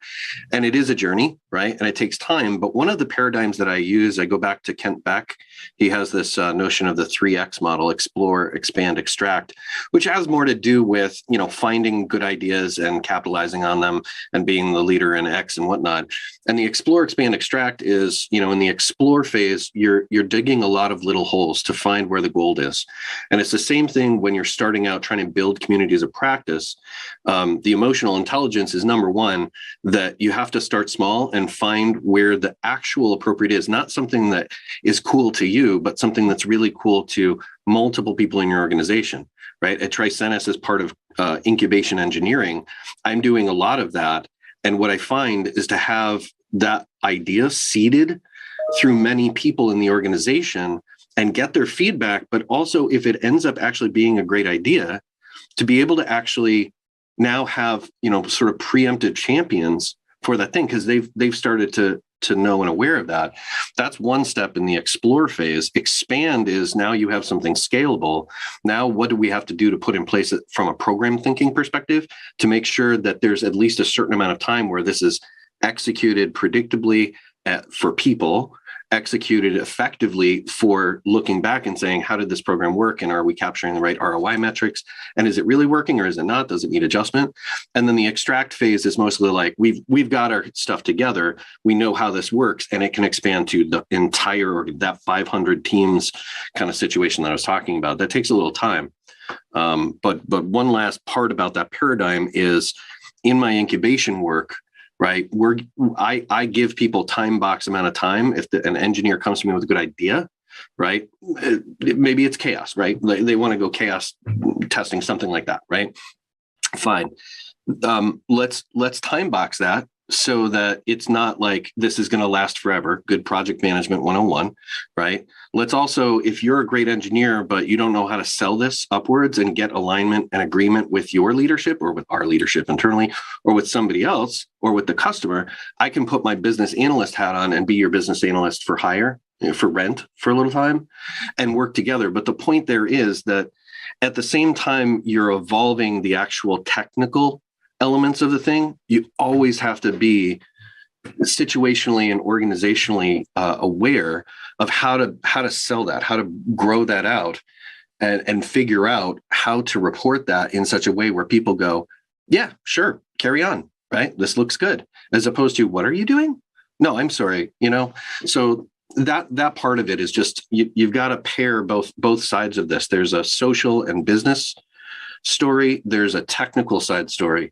And I haven't yet found one single person that can always do that in the 45, 60-hour work weeks that we have. You usually have to pair with somebody else to bring that forward. So let me, since we have a good amount of agreement, I'll play the counterpoint here. Let me present the curmudgeon skeptical manager you've got to convince to do this. Not that I've ever been that person, of course not. But, that's a whole nother conversation. You can imagine let me go to my boss and say, we need to practice chaos engineering. And say, well, yeah, we need to go play on the highway too. Is there sort of how do you, if you've got skeptics, and I imagine there's a few people out in the audience who've got a tough road to hoe to kind of get to that point where it really is embraced, do you go at this as a reliability load testing problem we want to start to work on? How do you do that without kind of being sneaky about it, or do you have to be sneaky about it? Yeah, I think I have a lot of thoughts on this because I've definitely been able to help folks do it, and I've done it myself. So usually, what I like to do is talk about people who've already done this and had great success. So often, before I had done it myself and I wanted to convince other people, I would just say things like, hey, the National Australia Bank that I worked at, they were actually the first bank in the whole world to practice chaos engineering. And here's an article that they actually wrote up that was released. It's in the news. It was a journalist interviewed them about it. They shared all of their wins that they had from doing it. This is a long time ago in 2012. So being able to share something like that, then people go, oh, wow, a bank is doing this. And if banks are doing it, then, I feel like everyone else should do it because they're always the ones that are more cautious than anybody else. And they have all these compliance requirements and regulation requirements. But the way to think about it too is I feel like chaos engineering is a nice evolution on disaster recovery. So if you also link it back to disaster recovery and business continuity planning, then people really understand it. They're like, oh, so, I do my quarterly DR activities. Instead of doing it just quarterly, let's do it more regularly. Let's make sure we pass DR when we're actually being audited. So you can use chaos engineering to proactively make sure you're going to pass it when the DR day comes. So I like that. The other thing that I do at the moment is in 2018, a really amazing book was published called Accelerate. And that book is awesome. It talks about how to practice game days. And it's also based on really amazing data that Gene Kim collected with Nicole Forsgren and Jez Humble based on all of the Puppet DevOps reports. So they talk there about how actually stability is so important. You need to have stability first to be able to have speed. So, speed depends on stability. So I definitely recommend that folks should check out that book. But that's basically all that I say. And then everyone's like, okay, you convinced me, like, let's do it now. Kind of educate ourselves, right, of what people are already doing. And, there's a body of knowledge, a body of work we're building on. We're not just like, let's go, whimsically try this out. Exactly. Any thoughts, Paul, from your perspective? Yeah, Mitch. So going back to the original sort of situation that you painted, which is, okay, I think we really need to do this thing. You walk into your boss's office and we really need to do this thing. And they go, well, we've got a million other things and this is kind of scary. And, we could do a lot of things, but we're not going to do that. Well, you've already walked into your own brick wall. You created a brick wall for yourself. I would say it's not about trying to take the technical tack. It's not about trying to take the culture tack. It just step back and use a framing like situation, impact, result. Look at the business and go, wow, there's quite a few Sev1 incidents in this particular project. Okay, well, that is directly affecting business. So you don't even have to know the numbers about that to know that that's a pain. That is painful for people to go through in reviews, right? When they have to stand up and say, why is this going down? Or why is this not getting out to production as fast as it should be? Those are very painful moments for VPs of engineering, for product managers, right? And so not to poke them right in their pain spot, but to say, okay, let's start from that space that actually impacts the business or means something to business. Then let's walk back and go, that's the situation. What's the impact to the business? And the result is that we're fighting fires more than we're spending time doing other meaningful things. And so you can do that situation impact result. That's just a framing you can put on things to start to think more like user, more like business. And then start to go, okay, in that landscape of what I know about material impact to the company or the business or the organizational or the division that I'm working for, how would I work this thing that I feel is the right thing to do? The thing that, is, it's not just cool and shiny. There's reason for this. How do I work that into that conversation? I used that framing with Fortune 15-ish just yesterday when we were doing a discovery session, right? And then to be able to kind of pivot that across what's the current situation and what's the desired situation. And you can use situation impact result on a current situation as well as on a desired situation and get a story out there that most people, you hand that to your boss and you go, well, this is actually a set of problems that we experience. We are losing velocity points. We are losing story points to this. Whether you're in the engineering or the product management space, that matters. The impact of this is X. Right? I talked with somebody else and they validated that this is some serious impact. This is the quantification of that. And then the result is X. And so the desired situation, if we want to walk backward, situation impact result is result impact situation, is that we actually have to go, if we want this result, we have to have this kind of impact. And therefore we have to have this kind of situation. And oh, by the way, that situation includes resiliency in our thinking. So it's just a way to construct a story that other people can comprehend instead of just starting with the tools and starting with, like, I agree, success stories, Tammy, are very important, right? That's the evidence, that's proof, right?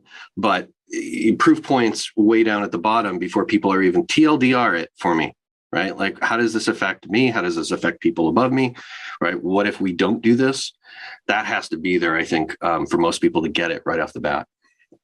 Yeah, I sometimes coach people, and one of the things I offer is that virtually every manager wants two things. They want people who solve problems, and they like to make decisions, right? They don't just go to meetings. They like to make decisions. Yeah. So I can imagine, to what you said, Tammy, about, hey, we're struggling to meet DR.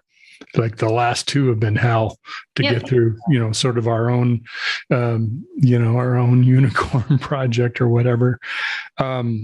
Or it's, we're having some problems with this part of this is like the third time we've seen this happen. I have some ideas, some things that we can try and share if we want to to go down that path and see if some of this will help us.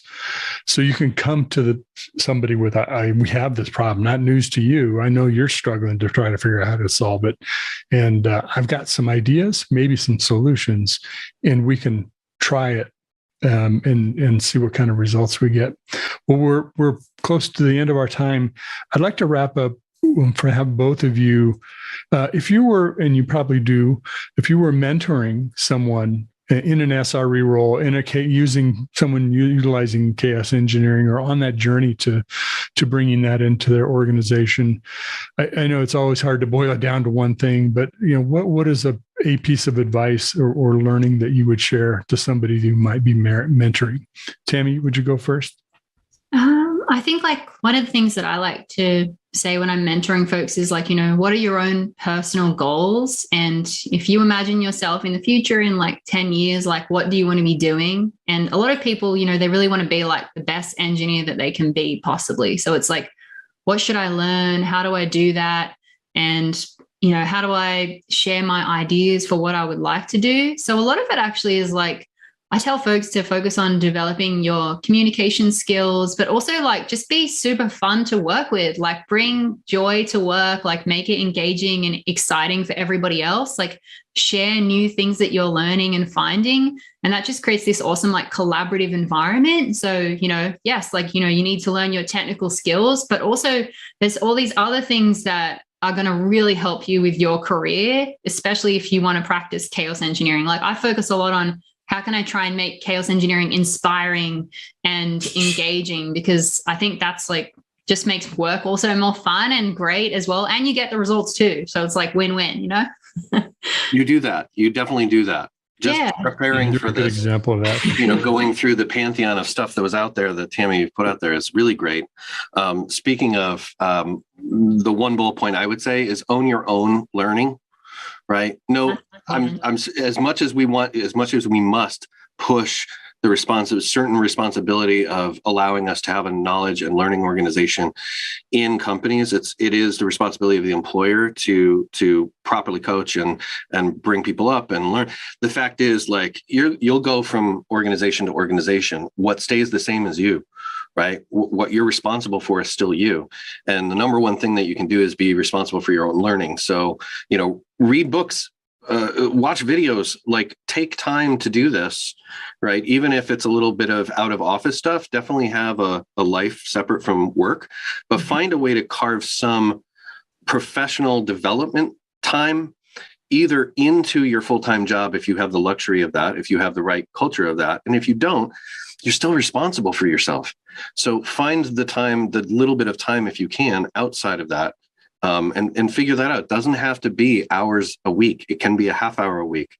It can be small bits. In that, speaking of, I think in the show notes, we'll be adding some links. Tammy, you mentioned one link to a couple of links to the wiki, stuff like that. Yeah. I sent over the two links is bit.ly/chaos videos and bit.ly/chaos deck. The videos is to a video playlist that I put together of meaningful things, some of which Tammy's in for this show. So if you want to learn more, there's literally dozens of hours of video in total there, and you can kind of start small and figure out what works for you. The deck is also one of the things that I put together for one of the analysts.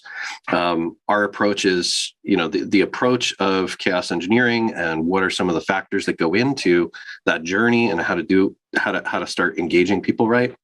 That's also there as well. That's wonderful. Awesome. Go ahead, jump in there, Tammy. Oh, just saying that's awesome. I find often folks say to me, how do I learn more? Where do I go? So that's really cool that Paul's created these playlists. So I definitely recommend checking that out. That's how I learn. I watch so many videos still, on this exact topic. So I'm continuously trying to grow myself. Yeah. Yeah. I was just going to add one piece of advice I would offer is when someone offers you a resource, that means they've been through a lot of things. And this is the top. It's one of the cream of the crop. Yeah. Use it. Take advantage of it. Why wouldn't you take advantage of all their time they've spent finding all those videos, pulling together those wikis, whatever it might be.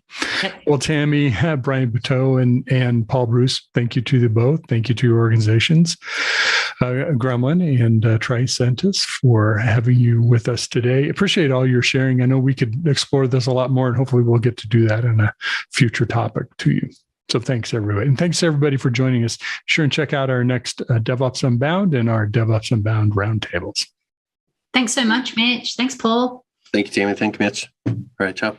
Thanks, everyone.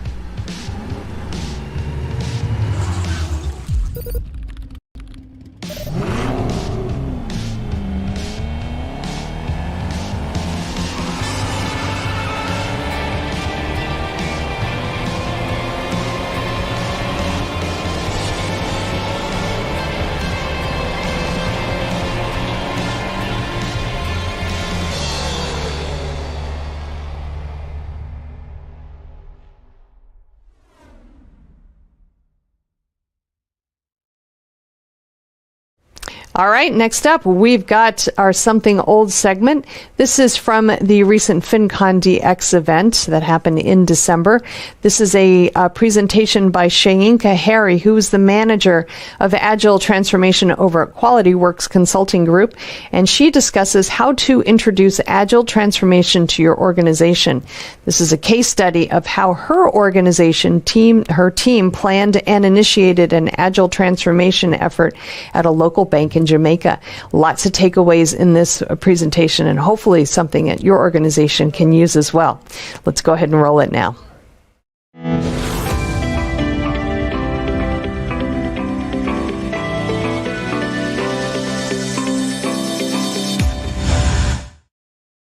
Hi, everyone. In today's session, I'll be going through how to introduce Agile Transformation within your organization.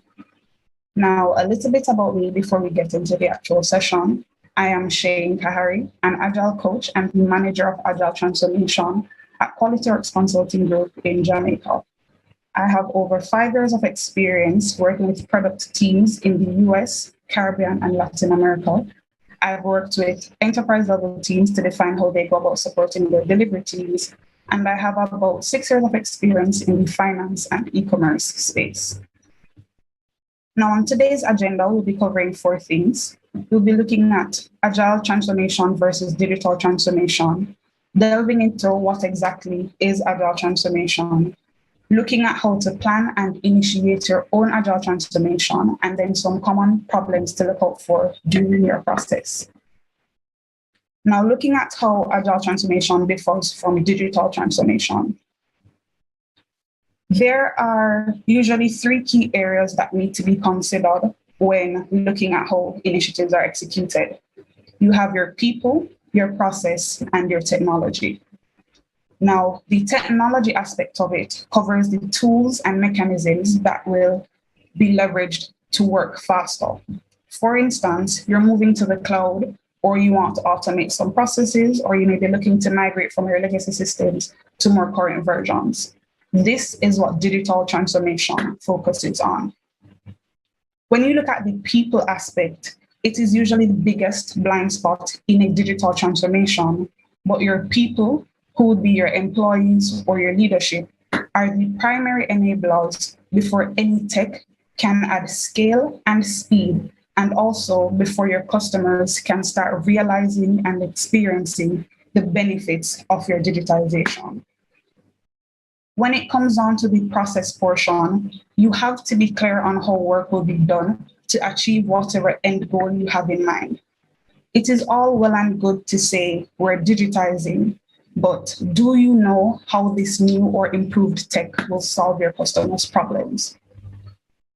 Ultimately, the people and process work together to boost and enable the short and long-term outcomes that a digitization can offer. And these two gap areas are usually taken care of in an agile transformation. Now, to summarize, digital transformation focuses on making technology a fundamental part of your business functions to enable your company to automate tasks and procedures. Agile transformation, on the other hand, focuses on the people using the technology, the process for work being done, and the overall cultural change that is required.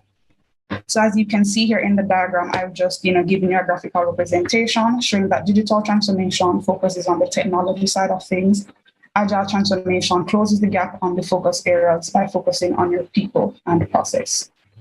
So given these gaps, agile transformation is either initiated before or integrated as a core part of the digitization process. Now you may be wondering, what is agile transformation? Well, this is the reshaping of the way work is done by integrating the core tenets of the agile methodology, which would be your values and your principles. You do this transition so that you can move away from siloed operations where you have team A working on a part of a project, team B is also working on another part. They should be talking, they should be interfacing with each other, but they're not. No one knows what is happening within the individual teams. You may have a rigid hierarchy where you need to go through multiple levels or multiple rounds of approval before you can get something done. You're using agile transformation to move away from this to an organization that is flexible, proactive, and comprised of self-organizing teams who are able to operate in a rapid learning and decision-making cycle. Delving a bit further into the core tenets of the agile methodology, we want to start by looking at the agile values. Now, the values state that we value, we prefer individuals and interactions over processes and tools. We are looking to have working software over having comprehensive documentation. We want customer collaboration over doing contract negotiations. And we want to be able to respond to change over following a plan. Simply put, we value the things on the left of this diagram here, and not to say that, we don't want the things on the right, but we're placing a greater focus on our individuals and interactions, having working software, integrating and communicating with our customers more often, and responding to change more so than we are, focusing on processes and tools, doing extensive and comprehensive documentation, engaging in contract negotiation, or following any given plan. There are 12 corresponding principles, and as I read through them, let me know in the chat which ones resonate with you. Which principles do you want your organization to tackle first? So the principles are as follows. We want to focus on customer satisfaction. We want to remain flexible in order to accommodate changing requirements wherever they fall, whether it is at the start of your engagement, in the middle, or closer to the end. We want to be able to accommodate any and all, because one of our main focuses is customer satisfaction. We want to deliver value frequently to our customers. We also want to communicate regularly with the team and its stakeholders, provide support for team members and trust them to do the work, because as a part of this process, we are engineering psychological safety, having autonomous beings who feel safe enough to make decisions on their own. We want to engage in face-to-face communication as much as possible to avoid any misunderstanding. We want to measure progress through value added. We want to maintain a sustainable working pace to prevent burnout. We want to pay continuous attention to technical excellence and good design. We also want to keep things simple to minimize wasted effort. And this is where things such as your minimum viable products or your MVPs come into play, where you do the base requirements, you do the very simplest version of what you actually want to get in front of your customers in order to get it in front of them and validate your hypothesis, verify that this is something that they actually want. Next up, we want to create self-organizing teams for better requirements, designs, and architecture. And finally, and I would say most importantly, we want to be able to reflect on work practices and adjust often. As you can imagine, trying to integrate these 4 values and the 12 principles into your way of working isn't an easy feat. It is a significant paradigm shift as you're seeking to disrupt the organization's culture and the mindset of your employees. Given this, it may be an unsettling or upsetting endeavor for those who are more comfortable in a traditional working environment. It is also a very lengthy process. It isn't a one and done endeavor where you can just roll out Agile and say to your teams, hey, everybody, we're going to be using Scrum or we're going to be using Kanban, which are frameworks under the Agile methodology. You have to consider the many variables involved. You have different teams working in different spectrums. You have product development, you may have sales, marketing, and there are different nuances involved in actually getting them to embody the core tenets of the Agile methodology. Given this, it can take multiple years for a company to be fully transformed because it is an iterative and incremental process. All right, so how do we go about planning and initiating an Agile transformation? Because you are revolutionizing the way work is being done, you cannot afford to rush the process. One of the very first things that you would need to do is conduct an Agile company assessment. This company assessment, which is usually done by an unbiased external party, helps with the process portion of the diagram I would have shown earlier. Remember, people, process, technology. All right. Well, doing this assessment helps in knowing where you are by clearly outlining your strengths and your weaknesses. You really want to do this before you try to change the way work is done, so that you have that baseline or benchmark of what would have been going wrong, what you would have been doing all this time, so that you can make a plan as to how you're going to go about changing it.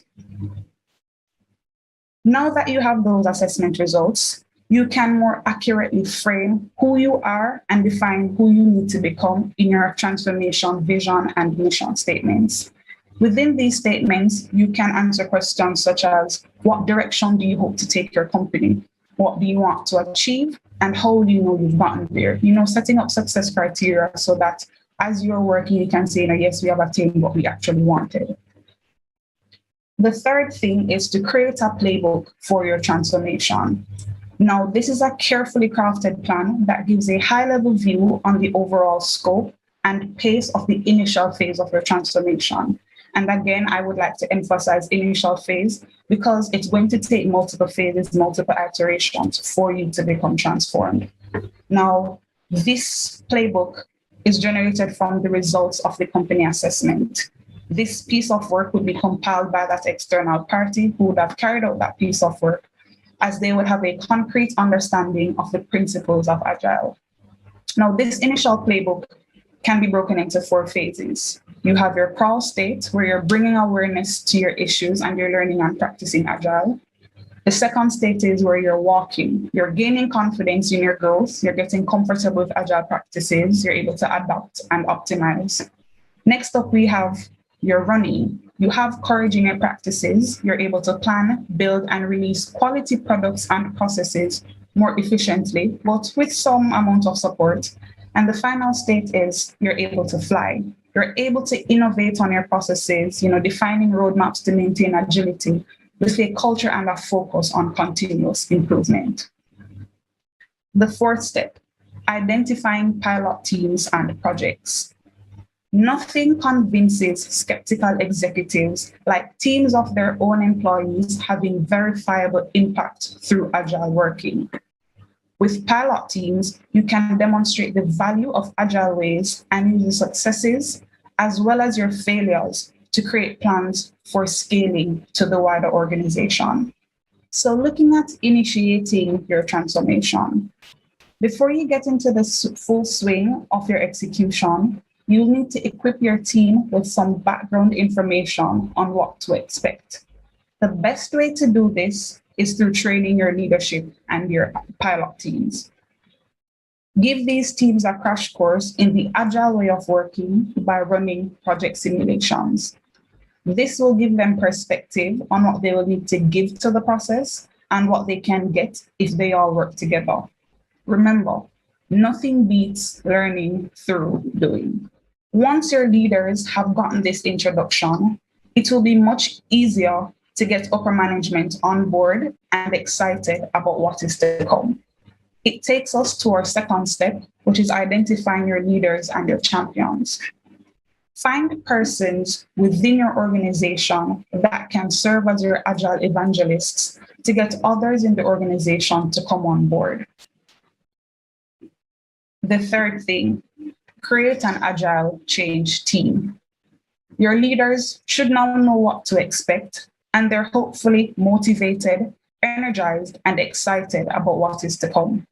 You can now ask some to be a part of your Agile Center of Excellence. Now, this is a group of 4 to 6 dedicated people with the mandate of driving the transformation throughout the organization. Now, I know what you may be thinking. Our leaders have full-time responsibilities in their current roles. They didn't set out to be any change agents. They have a full workload. We don't have the time. Well, you can have representatives from the leadership team supporting the change and have them ask a smaller, more dedicated group of people who can be on the ground to actually drive the cultural change. This is the team to which your pilots will escalate any organizational impediments and risks so that they can be resolved. As with any endeavor, and certainly with a change as big as this, there are going to be problems. During my first execution, I heard things such as, the teams are moving too slow. In other words, the business didn't see the movement they wanted, or rather, that they expected. My transformation team would have also heard, the rest of the business is holding up our agile teams. This was because the waterfall mindset still existed outside the bounds of our pilot teams. Finally, one of the biggest problems we faced was around product development and business enablement. The stakeholders on one hand wanted the pilot's products to be developed quickly, but there was also the expectation that we would be spurring along the enterprise agility at the same time and at the same pace, doing trainings and workshops with persons and teams who would have been outside of those pilot groups. Looking at our solutions. So the first problem, where the stakeholders weren't getting what they wanted or what they expected, this was a problem of reality versus expectations. A great way to combat this is by keeping your stakeholders informed and by involving them in the process. To keep them informed, you need to over-communicate. So as you go through the different things, as you go through the different rudiments, share those experiences with them. Say, for instance, you have undergone your sprint planning, you know what your sprint goals are, you know what you'll be tackling for that 1 to 2 weeks based on your cadence. You can share those sprint goals and the actual approved backlog items with them for them to see, hey, this is what we'll be working on, so they know what to expect during your reviews. You can also be transparent about what is happening at every step of the way. Not only share your wins, but to also include them on the impediments and some of the risks that you're facing on a day-to-day so that they can see the true rigors of undergoing this transformation. Also, share your transformation goals and any progress. You would have set out in your transformation playbook those goals and a growth plan to achieve those goals for those different phases. As you knock things off, as you're ticking things off, share that with them to say, hey, we've completed these trainings, we've completed our crawl stage, we're now in walk, or we're now moving into running in this agile transformation. Involving them in the process looks like inviting them to your sprint reviews. They may not be the primary stakeholders for the pilot teams, but inviting additional persons gives them a greater perspective, gives them, a better understanding and appreciation for what is actually happening on the ground.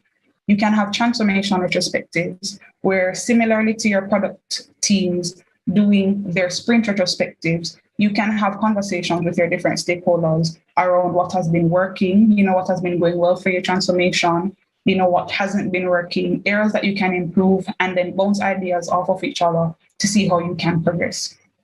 The next thing is to engage them early. Don't wait until they start complaining before you seek to involve them in the process.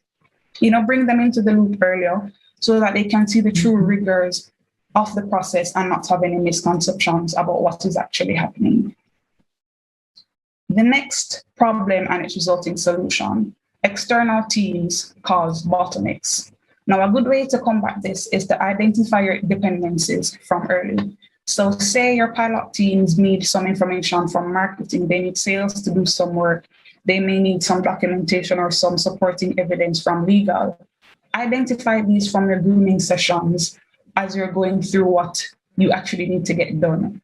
Once you have identified these dependencies, you can now invite these representatives to attend your sprint planning and your review sessions. Now, in doing this, they can see and can help you define the scope of work, and you can get finer details into what is to be undertaken. And for your review sessions, it allows them the opportunity to see the byproduct of their contribution to the process. I also implore you to communicate your needs early and provide an ideal turnaround time with buffers. So say, for instance, you are in sprint 3 and you need something from marketing in sprint 5. Start communicating with them from sprint 3 so that you have enough time for them to deliver to you, and you have buffers where you aren't presenting undue pressure on that external team. And you as the pilot team, you can get your commitments, catered to and resolved before the actual due date. Bear in mind that these external teams are not working on the same cadence as you are, so you will need to give them grace. The next problem was around clashing priorities. Now, we solved this by decomposing our major goals and prioritizing the individual pieces of work. So we had 2 major goals that were competing. We wanted product development, and we also wanted business enablement. What we did, we broke down the business enablement into the different trainings and workshops that needed to happen. And then for product development, we would have had our feature list. So we went ahead and we prioritized those individual pieces of work. We then created a schedule of enablement activities. So we looked at the trainings and workshops, prioritized them, and then we said, where should these fall? Doing this, it helps to marry the 2 processes, because your pilot teams will no doubt need to be a part of these trainings and workshops, even though they are working on that product development effort. What this helps to do is for them to be able to accurately account for their availability. How much time do they actually have to give to product development as they are being expected to be a part of these enablement activities? Doing this also helps to put things in perspective for the business, because they can clearly see that, we're expecting this product to go up, but we're also asking these different participants to, be a part of our training sessions. It helps them to be more realistic in what they're expecting. Finally, leverage your change team. This is the reason your Agile Center of Excellence was formed. As you come upon these impediments, as you come upon these risks, these problems, escalate them to the team who is responsible for driving the cultural change. That is what they're there for. You may be wondering, what happens next, after we've created our pilot teams, after, we've developed our change teams, identified leaders and champions. After a while, typically 9 to 12 months, and again, it does take a while for you to get through your transformation, things would have settled and your pilot teams would have found everything. Are they delivering at a sustainable pace? Are organizational gaps being identified and addressed? If you answered yes to these questions, you can now consider adding more teams and processes to the mix. Your pilot teams would have shown what kinks would need to be addressed to achieve enterprise agility. As you're considering scaling, you can start off by asking yourselves, what has been working for your pilot teams? The answer from this you can then use as your foundation to extend the agile practices to more people, more teams, and more processes. So you may have started off in product development in your IT department. You can now see, can we bring in marketing into the fold? Can we bring our sales team or our wider operations team into the fold to have them go through this iterative process, to have them, do things faster, embody the core tenets of the agile methodology. On the flip side, you can also ask yourself, what hasn't been working? Things aren't going to be smooth sailing. It isn't a bed of roses. So there are going to be things that won't work. Use this to decide on how you want to address these. There are many different frameworks out there that can help you that you can leverage to get the desired results. So you have Lean, you have SAFe, you may have started off using Scrum or Kanban. You can look at other approaches that you can leverage based on the business unit and based on the need that you may have. Now, that is the end of this session. Thank you so much for joining me today, and I do hope the information shared was beneficial. Feel free to connect with me on social media to keep the conversation going. I often write articles and things surrounding Agile, and I usually share tips on overcoming common problems. Thanks again for joining me, and have yourself a great rest of the day.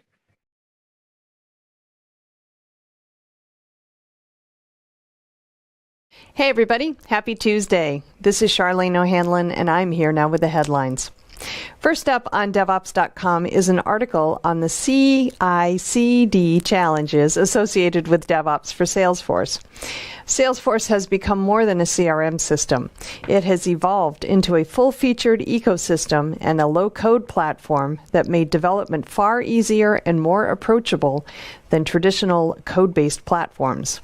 Cross-functional teams build on Salesforce to create custom apps and integrations with other enterprises' systems without requiring the rigorous approaches that are common with traditional technologies such as Java. As teams have built more and more customizations onto the Salesforce platform, the level of complexity has exploded. DevOps has emerged as a critical capability for teams to bring this complexity under control. The need for more structured and rigorous approaches to Salesforce development has increased the need for teams to learn from traditional software development and DevOps teams and understand how traditional techniques such as modularization and continuous integration can be adapted to the Salesforce platform. This article looks at how organizations can approach their Salesforce development with a decidedly DevOps mindset and what they need to know to manage it successfully. We also have an article that looks at DevSecOps' role in helping reduce cyber threats in 2022. As ransomware continues to plague organizations across industries, remote work continues and innovation brings with it new threat vectors for bad actors to exploit. 2022 is poised to be another messy year in cybersecurity. One of the ways organizations can better prepare and defend their organizations against the rise of cyber attacks to come is by adopting the developer security philosophy that is known as shifting left, or embracing DevSecOps. To be sustainable, cybersecurity needs to be embedded into all facets of the DevOps process, from production to testing to deployment. But even then, it's important to remember that DevSecOps alone isn't a security silver bullet. It's a starting point. And as cybersecurity becomes all the more essential to bolstering business success and resiliency, it's the least your organization should be doing in 2022. This article outlines the importance of DevSecOps and what organizations also need to do to be cyber secure in the year ahead. In news, Circle CI has added a free unlimited access tier to its CI/CD platform, which provides developers and DevOps teams with frictionless access to all the premium capabilities of the platform. Included are up to 6,000 build minutes per month of use, unlimited users, the ability to fine-tune pipelines using caching, concurrency, test splitting, security tools, and health metrics. The freemium tier is intended to make it easier for DevOps teams to take advantage of a CI/CD platform as they begin an application development project. And as that project evolves and matures, Circle CI's hope is that many of those teams will eventually require commercial support and other services provided by the company. All right, over on Container Journal, we have news from SUSE, which has made good on a promise to open source the NuVector container security platform it acquired last year.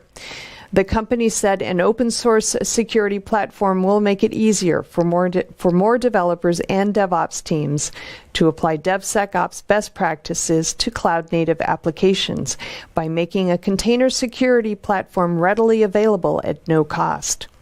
Going forward, SUSE will drive developer integration between NuVector and Rancher, the platform for managing containers that SUSE gained with the acquisition of Rancher Labs. IT teams will also be able to easily install NuVector from the Rancher application catalog. All right, over on Security Boulevard, we have an article detailing the security and privacy issues related to the My 2022 COVID-19 exposure tracing application mandated for use by the Beijing Winter Olympic Games attendees and participants.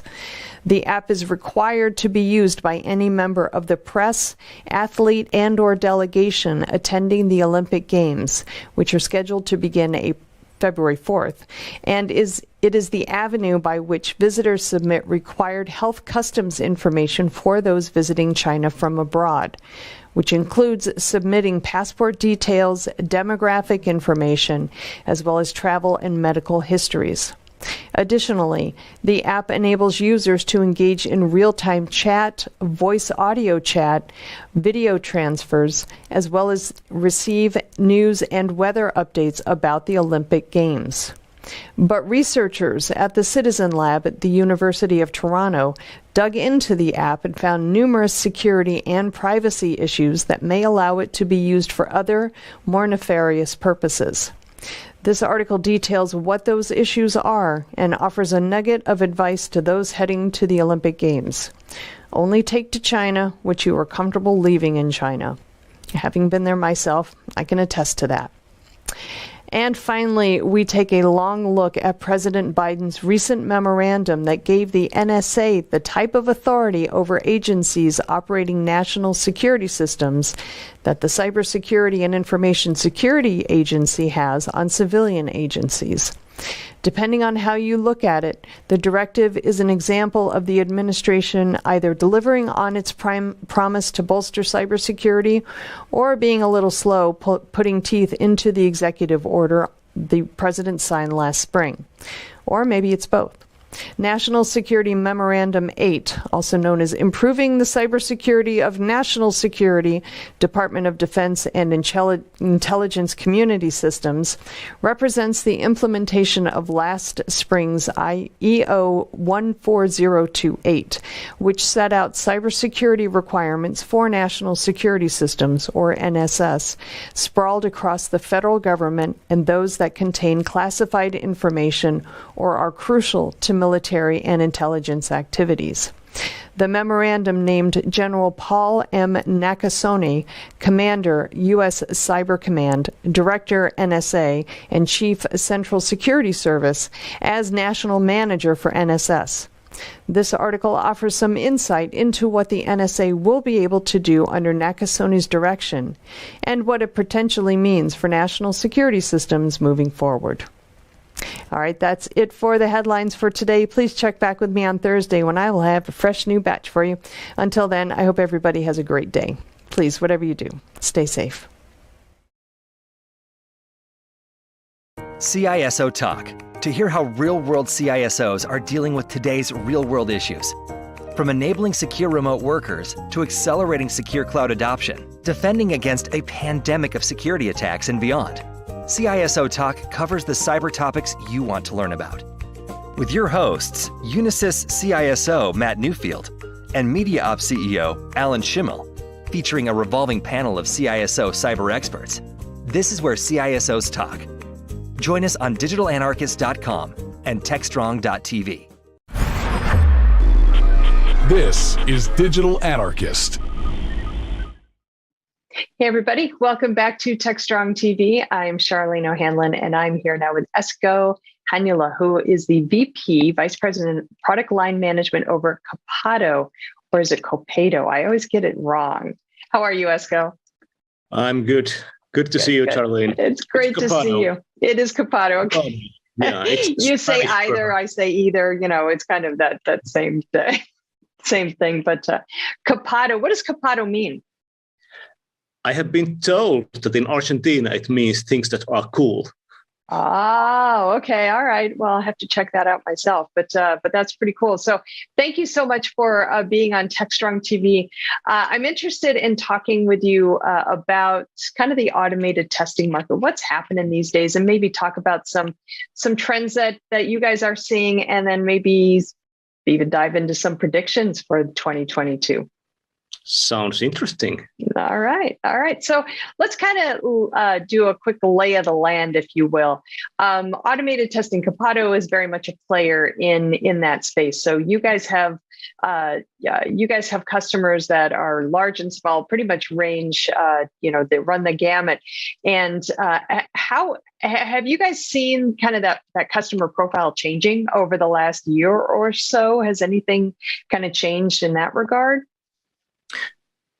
I don't think we've seen any major changes in the customer profile, but there are certainly changes going on in how customers think about their digital investments and their testing.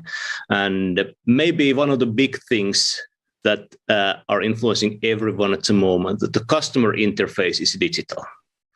And that means you need to push new value in your applications rapidly because your customers do so. And in a way, the time to build an application and release it shrinking while the quality requirements are growing. So that means you need to test more, but the time you have for testing is shorter than it's ever been. That seems to be a common theme throughout everything these days. You've got more to do and less time to do it. So yeah, I think automation is really going to play a huge role in many areas of software development, application development this year. But automated testing really kind of seems to be a top of mind issue for a lot of organizations. I've heard more organizations talking about automating their testing processes and deriving some real value from that. So. What are you guys seeing? I mean, are you seeing certain areas that are seeing an increase in automated testing, or is it pretty much kind of running the gamut of different types of organizations that are adopting automated testing? We are seeing an increase everywhere, but I'd say that areas that used to be of lesser importance in the past are growing now. Like a great example is your CRM system. CRM used to be something your salespeople and maybe your marketing people used, and it was okay if it was more or less working. But nowadays, that CRM is directly connected to your digital customer interface, and it's actually interacting in a way or another with your customers. And it has to be working fast, smooth, reliably, and enjoyably. That's actually a very, very good point. I know that the customer experience has been a very large part of the conversation for a lot of organizations, especially over the last 2 years when we've accelerated digital transformations and we've kind of beat that horse. And but having a very positive customer experience, being able to offer that is really integral for an organization's success and moving forward. It's really fascinating to kind of see how organizations have, the customer successes or customer experience has become so integral for success. So many organizations now are customer centric, and I think that's a very, very good thing. And certainly, making sure that their systems and processes and even their user interface is working as planned and as expected. Is certainly, I would imagine, a very, very big part of an organization's strategy moving forward. So what are you guys seeing as far as maybe certain trends that are kind of impacting the automated testing space? There are many. There's one more like not a technical trend, but why people are doing automated testing. In the past, I kind of felt sad when I spoke to people who want to automate testing. They wanted to save money in testing, which is a noble and good goal, no doubt about that. But that's not really the point. There are very few organizations that test too much. And instead of asking only how much money can I save by automating my testing, one should probably ask how many losses of customer I can prevent, how many wrong transactions I can prevent, how much downtime I can prevent by testing more and testing more thoroughly, because that's really where the business value of testing and test automation is.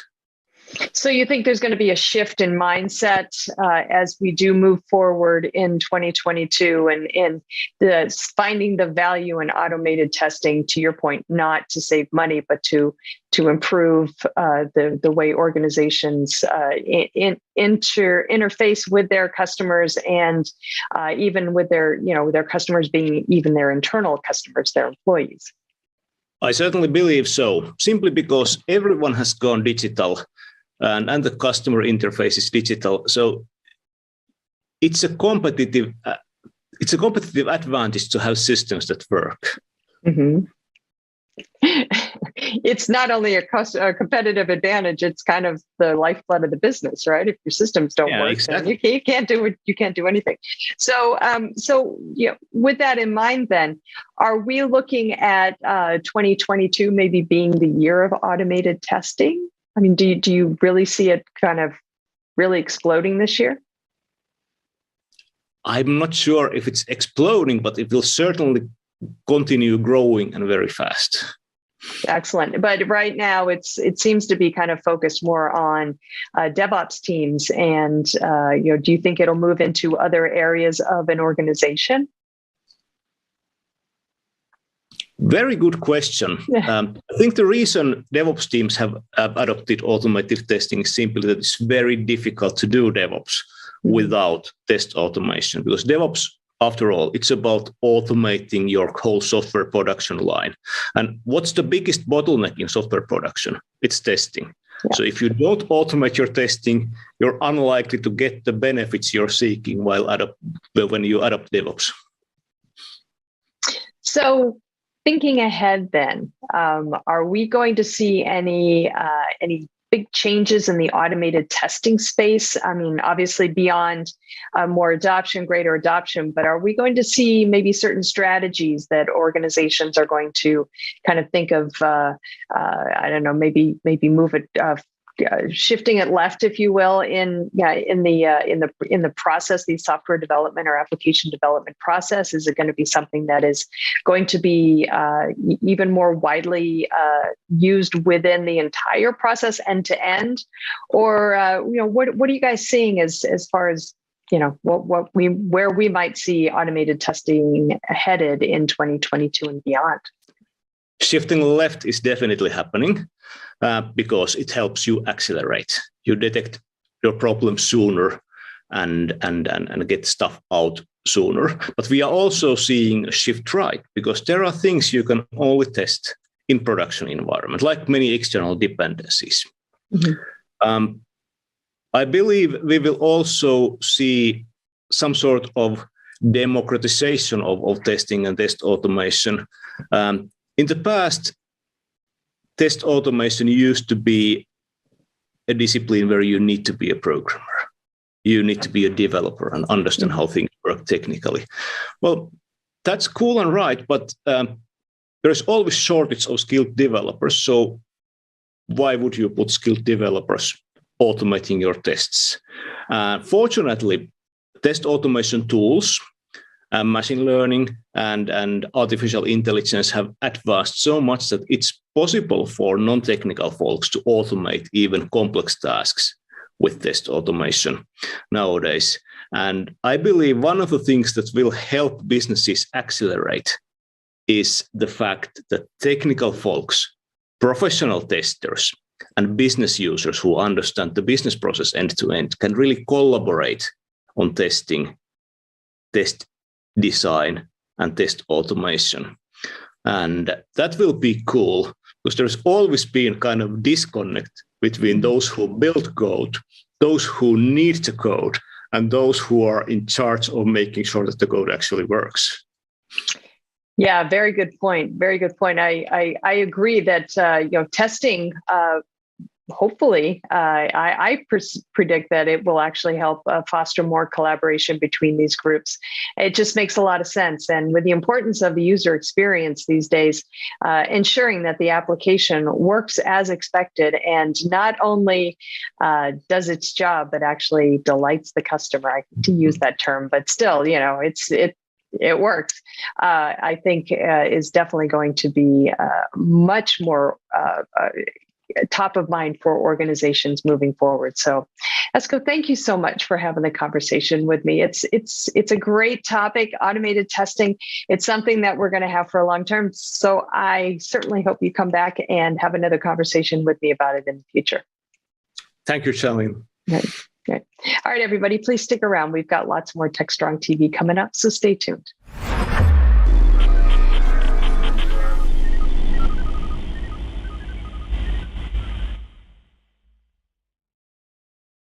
Hey, everybody. Happy Tuesday.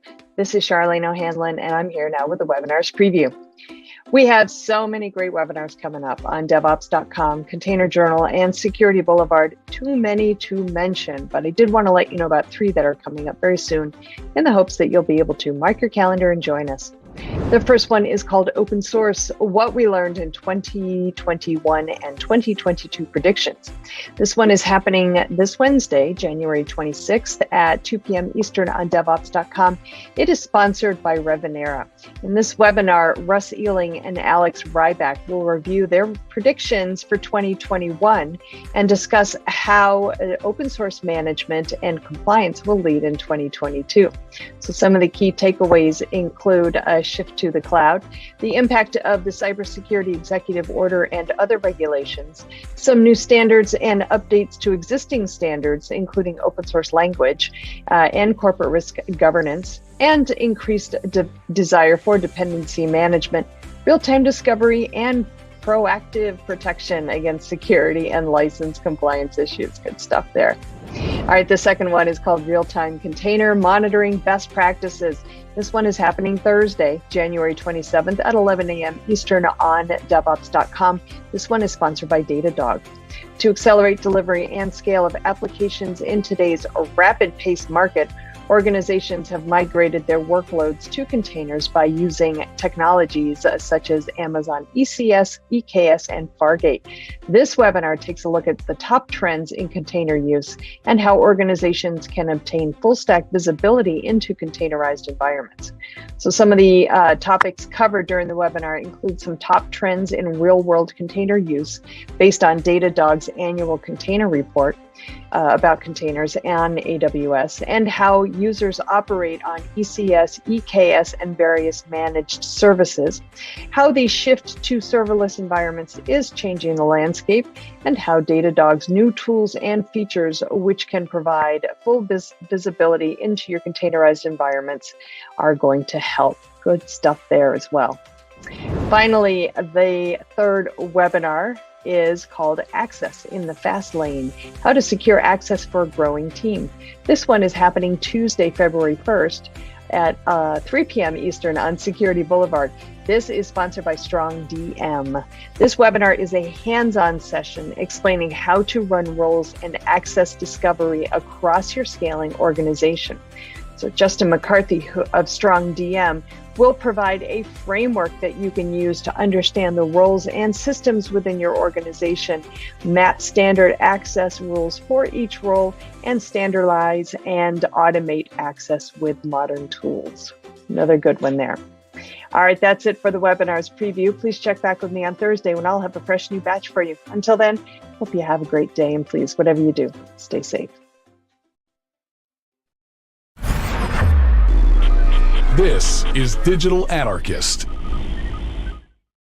I have the great pleasure of being joined by Mike Ledke. Mike is Cloud Engineering and Infrastructure Director at Sysdig. Welcome, Mike. It's the new year.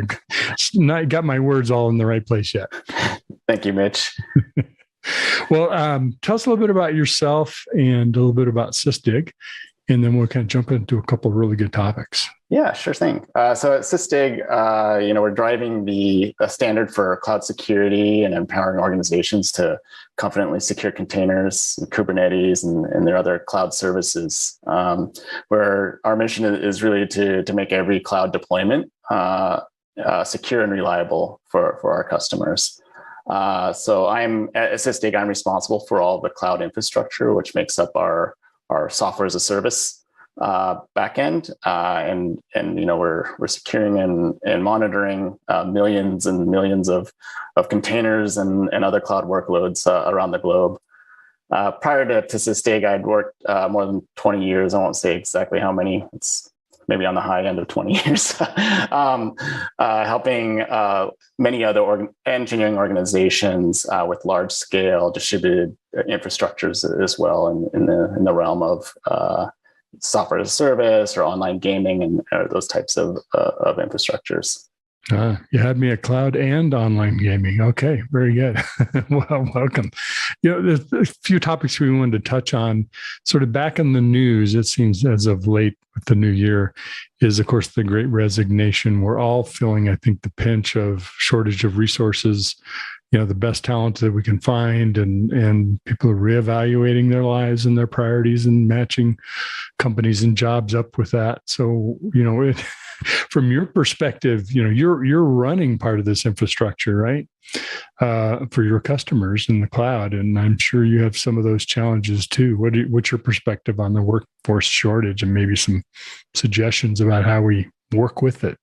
Yeah, absolutely. This is something that I think about quite a bit in my job. Being responsible for many engineers, and Sysdig is growing rapidly. So we're constantly hiring. Last year we nearly doubled the number of our customers in just 1 year, while also adding quite a few significant capabilities and features to the product that also requires engineering resources. So we've really ramped up hiring on all fronts, and whether it be support or DevOps areas or security, and so as we're expanding to meet that growth, and we've looked at ways that we can perhaps grow faster and expand our talent pool faster.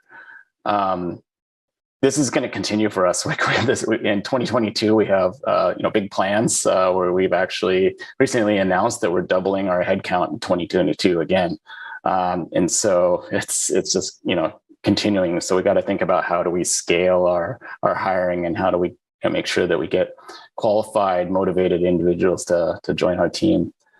So we're constantly pushing the limits on our ability to onboard new candidates. That's a lot of hiring, of course. One of the challenges of hiring, I'm sure you've experienced, maybe you've done it yourself, I've done it myself, is we kind of look for the purple unicorn, that person who has the 15 absolutely most required skills, got to have every one of them, and there is no person like that. So what do you hire for when you can't get all the skills that you're looking for?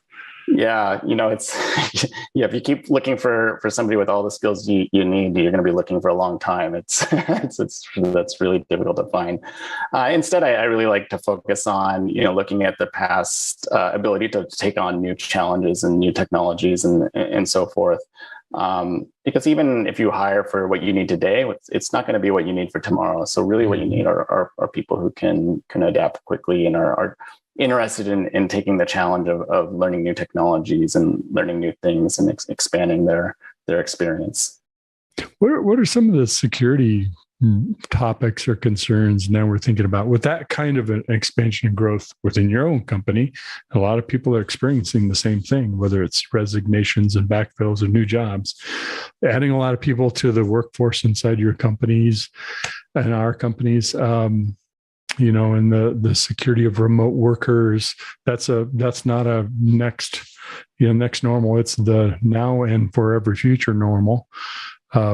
What are some of the things you've sort of come to realize about this is my world and how I'm managing that now from a security perspective?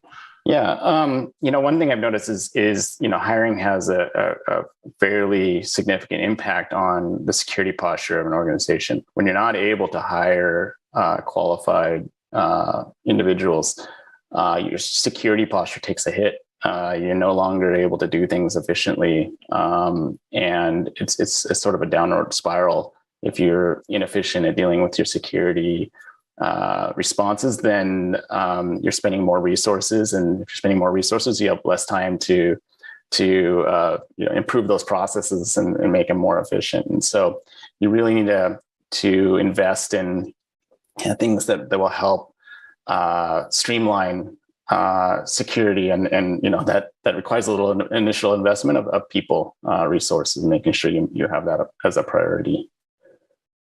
What about the technology stack? And, think about hiring for technical organizations, and you have the range, in the security world of, the identity management, access control. We now have to think about software and the software stack, whether it's in the cloud or combination of places, and proprietary things we've developed, open source components. Does any of that help or hinder when we think about hiring and our security posture? Yeah. Again, so I think there's a couple of ways you can deal with these things. I mean, you can use people resources to help validate your software supply chain, ensuring you're not bringing in new vulnerabilities, things like that. I find that actually investing in technology and tooling to help facilitate that is usually a little bit more effective. It's not going to require as much hiring in the future to keep up with demand. As companies are really becoming more agile and being able to deploy software faster and adopt new technologies faster, security organizations also need to be able to evaluate and understand where the risks are a lot faster. So, luckily, technology in the security area is also evolving. Sysdig themselves are in this area, providing tooling that can be used to help understand where our risks are and where we have specific problems. I think a great example is something that's probably fresh in everyone's memory or nightmares as it may be, but the recent Log4j vulnerability that came out. So, companies who are not well prepared for that are having to do a lot of manual investigation and understanding where do they have the Log4j components that are vulnerable in their stack, how many of their suppliers are vulnerable, how much of their own software is vulnerable. So if you've invested in some tooling, you can really get a quick assessment of where those vulnerabilities are and how to deal with those in a rapid manner. And then once you've identified where those vulnerabilities are, it's like, how do you fix them? Like, what's the process to get them out there? If you are a company that is relying on very manual processes to do releases, you may have a normal monthly release cycle or even longer, and that's not going to really cut it in the security world where you have an active exploit out there available to exploit the vulnerabilities, where you need to actually deal with the issue within hours. And you may ensure that you have to have a continuous deployment at your disposal to be able to get those releases out there. Yeah, it's one of Log4j really kind of pointed out to us what's already true, and that's we have such a broad and deep technology software stack, and it's not all ours, right? A lot of it's coming from open source, third parties, products, our own code, et cetera. And incident management, vulnerability, understanding our bill of materials from a software supply chain, that's a much more complex task than just thinking about the code you develop, more or less the tools that you develop it with. How are you thinking about software supply chain in this era now? That's now the topic, right? For everybody in 2022.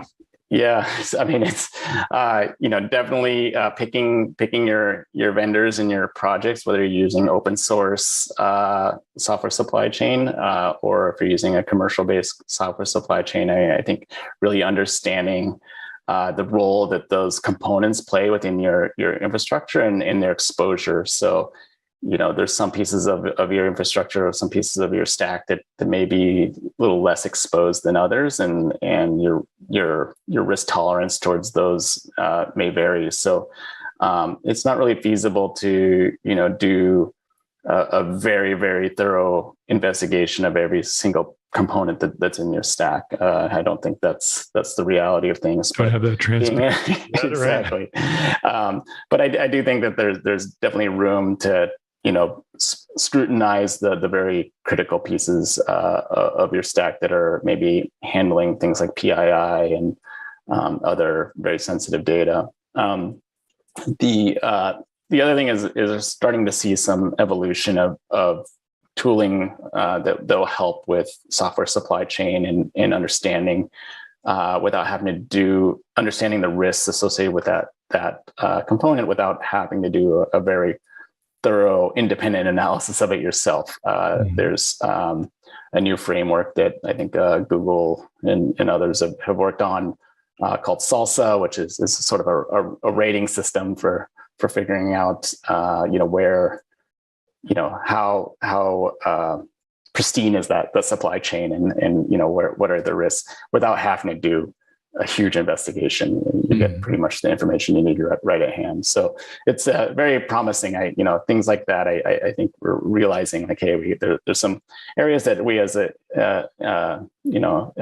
in the technology field, like we can do better at some of these things, and we're realizing that, and we're seeing lots of cool development in those areas. Mm-hmm. I'll use the word telemetry. That often is, we think about that for observability, and that does fit with security as well. But it seems with so much automation, we have so much more ability to store data that we capture about our tools, our systems, applications, et cetera. Trying to figure out ways to use that to help us is really a top priority. Like there's a lot of conversation about what code never gets executed or rarely gets executed, and how might we rethink how we test it, how we secure it, how we whatever. What are you seeing? How's that changed your thinking about engineering and operations and how you approach in this world of cloud with lots of data and automation? Yeah. Exactly that. Really being able to, one thing I notice is with cloud native applications, the way applications are defined is becoming more normalized, which allows us to do easier analysis of how things behave. So when it comes to containerization and infrastructure as code and those types of things, we're actually able to look at things the same across all these different components, all these different pieces that we deploy, and be able to analyze that and understand where are our risks without even necessarily, in the case of code, we can look at risks without ever having to even deploy the solution. We can examine the code, do either static code analysis or other sort of policy analysis on code to understand, especially with infrastructure as code, where maybe you have some code that's doing something like creating an S3 bucket. You quickly understand, hey, this S3 bucket actually has permissions that are too wide open and open to the public. And we can see that even before we deploy it. So being able to have those normalized definitions is really helping us in this area. And on the runtime side of things too, where we have containers that have very well understood network communications. When there's something abnormal that happens within that network communications, it's easy to detect that and alert on that. And so it's giving us quite a few more capabilities that are a lot easier to implement than maybe in years past.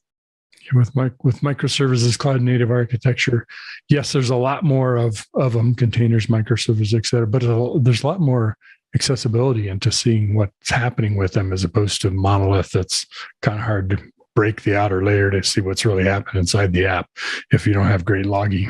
Exactly. Like establishing those patterns and then building tooling around those patterns is where we're seeing the power. Well, if you don't mind, we kind of started with your hiring at SysDig. I don't want to turn it into a commercial. Maybe it is, but I'd love to hear why is SysDig a great place to work? Why do people love coming to SysDig and working on cool stuff and the culture that you work in there? Yeah, I don't even have to really think about that answer. It's the people. Like the team. The team is awesome. When the people you work with are great, it doesn't matter what the challenges you have ahead of you. It's fun to work on those challenges, and it's rewarding to do those. And so we have a great culture at SysDig. It's a very open environment. There's free knowledge sharing. There's no shortage of new things to learn. So it's really a great environment, and it helps that the business is doing well, and we have fun challenges ahead of us. Mm-hmm. Fantastic. Sounds like a great culture and great time to be part of the company. Well, speaking of jobs, where can folks find out more about Sysdig and maybe some of the positions you have open? Yeah, probably the best way is to check out our website, sysdig.com/jobs. There's a lot of them there. Like I mentioned, we're doubling our headcount this year, so we're constantly, there's a lot of jobs posted up on the website, and there's every day there's more and more. So definitely check out our site and apply there, and we hope to see some of your resumes soon. Well, good luck with the hiring, and congrats on the success, and wish you the continued success at Sysdig. So it's been great talking with Mike Ledke, who is Director of Cloud Engineering and Infrastructure with Sysdig. Thanks, Mike. Thank you, Mitch.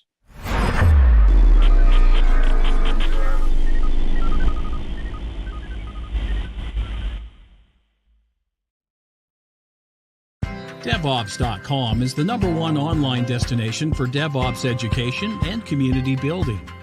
DevOps.com covers all aspects of DevOps, including DevOps best practices and tools, DevOps culture, DevSecOps, business impact, continuous testing, continuous delivery, and more. DevOps.com has the largest collection of original DevOps content, featuring breaking news, blog posts, podcasts, and more. Visit www.devops.com to learn more. DevOps.com, where the world meets DevOps. All right, we are back rounding out today's Techstrong TV broadcast. We've got Mike Vizard doing the View with Vizard. He speaks with Kurt Anderson, who's an SRE architect, and Emily Arnott, who's a content writer, and they talk about a report that they recently did outlining the resiliency challenges that DevOps teams will face here in 2022. Lots of takeaways in this conversation. Let's roll it now. This is Digital Anarchist. Hey guys, thanks for the throw. We're here with Kurt Anderson, who's the SRE architect for Blameless, and Emily Arnault, who is the author of a report on what our challenges with reliability are going to be as we head into 2022. Folks, welcome to the show. Thank you. Yeah, thanks for having us. All right. Emily, why don't you walk us through the report itself? What did you find? Why did you guys feel the need to put this together? And most compellingly, what surprised you? So we've been doing this predictions article for 2 years now, and we're hoping to make it kind of an annual tradition that around the start of the new year, we just want to take the pulse of SRE. We want to see what are other people in the space concerned about? What are they excited about? What are they optimistic for? What do they think, we need to put a PSA out maybe? And what we found this year is we're just seeing like a breadth increase for SRE. We're seeing a widening of the scope of the SRE role. We're seeing like a lot more industries and corporations from like big to small embrace this philosophy and realize like, oh, this is worth putting money into, no matter if we're like enterprise or if we're just starting out. And Kurt made a great point. So the way we built this article was by talking to our in-house experts, talking to SREs on our team and seeing how they were feeling and kind of what the buzz they were picking up on. And what we found is that what we're actually seeing is a return to the original promises of SRE. That when SRE was first being kind of staked out by Google, they had a very grand vision of what this role could be and what it could do. And more and more as these things kind of circulated in tech spaces and became kind of hyped up, that actually had kind of like a limiting effect where people now see SLOs, say, as like a very simple metric and the SRE as someone who just does like incident response. But now we're kind of seeing it re-blossom into its full potential. And, we want to be there for it. Right. Kurt, what does it take to be an SRE these days? And is there some title inflation going on here? Is every SRE really an SRE, a real engineer? Or are they kind of an administrator with a new title and a shiny new raise? Well, I don't think they end up being an administrator too much. I mean, there are companies who have certainly just sort of done search and replace on their titles without actually changing the culture. And we've long deplored that practice. But I think that predates the linguistic meat grinder that has chewed up so many other things in the past, and it continues to happen. So we're continuing to strive to push for the original vision of SRE as everyone being an engineer that contributes code, that works to engineer reliability in the services that they support. Emily, in your conversations, did you get a sense that reliability was becoming easier to achieve or harder to achieve? We all, I think, can agree that the IT environment is getting a little more complex, but some would argue things like microservices are more reliable than monolithic. So what's your sense of what's going on? I think you've summed it up well, that it's getting more complicated and complex, but at the same time, I feel like tooling and just education and practices are keeping up. But then on yet another hand, the demand for reliability and the amount people really depend on services is also going up. So the standards that people are holding their software to now are getting more and more high. Like, the idea of an app you depend on having an outage a few years ago, maybe that's just kind of something you live with. But nowadays, there's so much competition and so much dependency that even a couple hours of downtime can be fatal. So it's kind of tough to say. Like, I think there's no better time for companies to start looking into SRE and looking into reliability as a priority, just because all of these resources have never been more plentiful or powerful. But it's also like the pressure is on, like you kind of need to more than ever, which I think makes it a little tougher. Just the sense of urgency can be a bit of a challenge for people. Following up on that, Kurt, where does that sense of urgency come from? We hear about digital business transformation, of course, all the time. And we hear like every company is now a technology company and a software company. Is that, for real, or are those kinds of, things we tell ourselves, but in reality, maybe not so much? I think from everything that I've seen, heard, and read, that it is definitely real. Even your very small neighborhood businesses that used to consider being online optional have discovered through the course of the pandemic that it's not so optional anymore. And that's driving a huge need in the environment. And frankly, even at the upper end, we continue to see hiring qualified people is tough because there's so much need and it outstrips the supply. Emily, what did you find to be the biggest challenges that people are encountering? Is it really just finding SREs and maybe retaining them because everybody wants one, or are there other issues at play here? I think Kurt's right that finding quality people is pretty tough, especially when the SRE role is so nebulous. And another thing we're finding is a lot of people find SRE a bit intimidating. Most of the resources out there kind of assume you're like a Google level giant. You can just throw unlimited money, unlimited people at setting up SRE. So this is something we've been really focusing on with a lot of our messaging. We just put out an ebook that's all about, okay, maybe you have like a DevOps solution, maybe you have some stuff in place for reliability. How do you evolve that into like a full SRE solution? And really trying to make it like approachable because, not everybody's Google. There's only really one Google. And we really have to show even the smallest company, there are things you can do to make your software more reliable. There are ways you can shift your thinking without needing all these resources, without needing huge investments. Kurt, we hear a lot about AI these days. Maybe AI is going to save us from ourselves. Who knows? We may not need as many SREs in the future. What's kind of the real deal? Well, as far as saving us from ourselves, I think Asimov had a good perspective there in iRobot.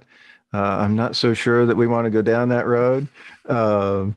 But AI definitely is helpful in dealing with the volume of metrics, the volume of services, but it still requires people to make the right choices.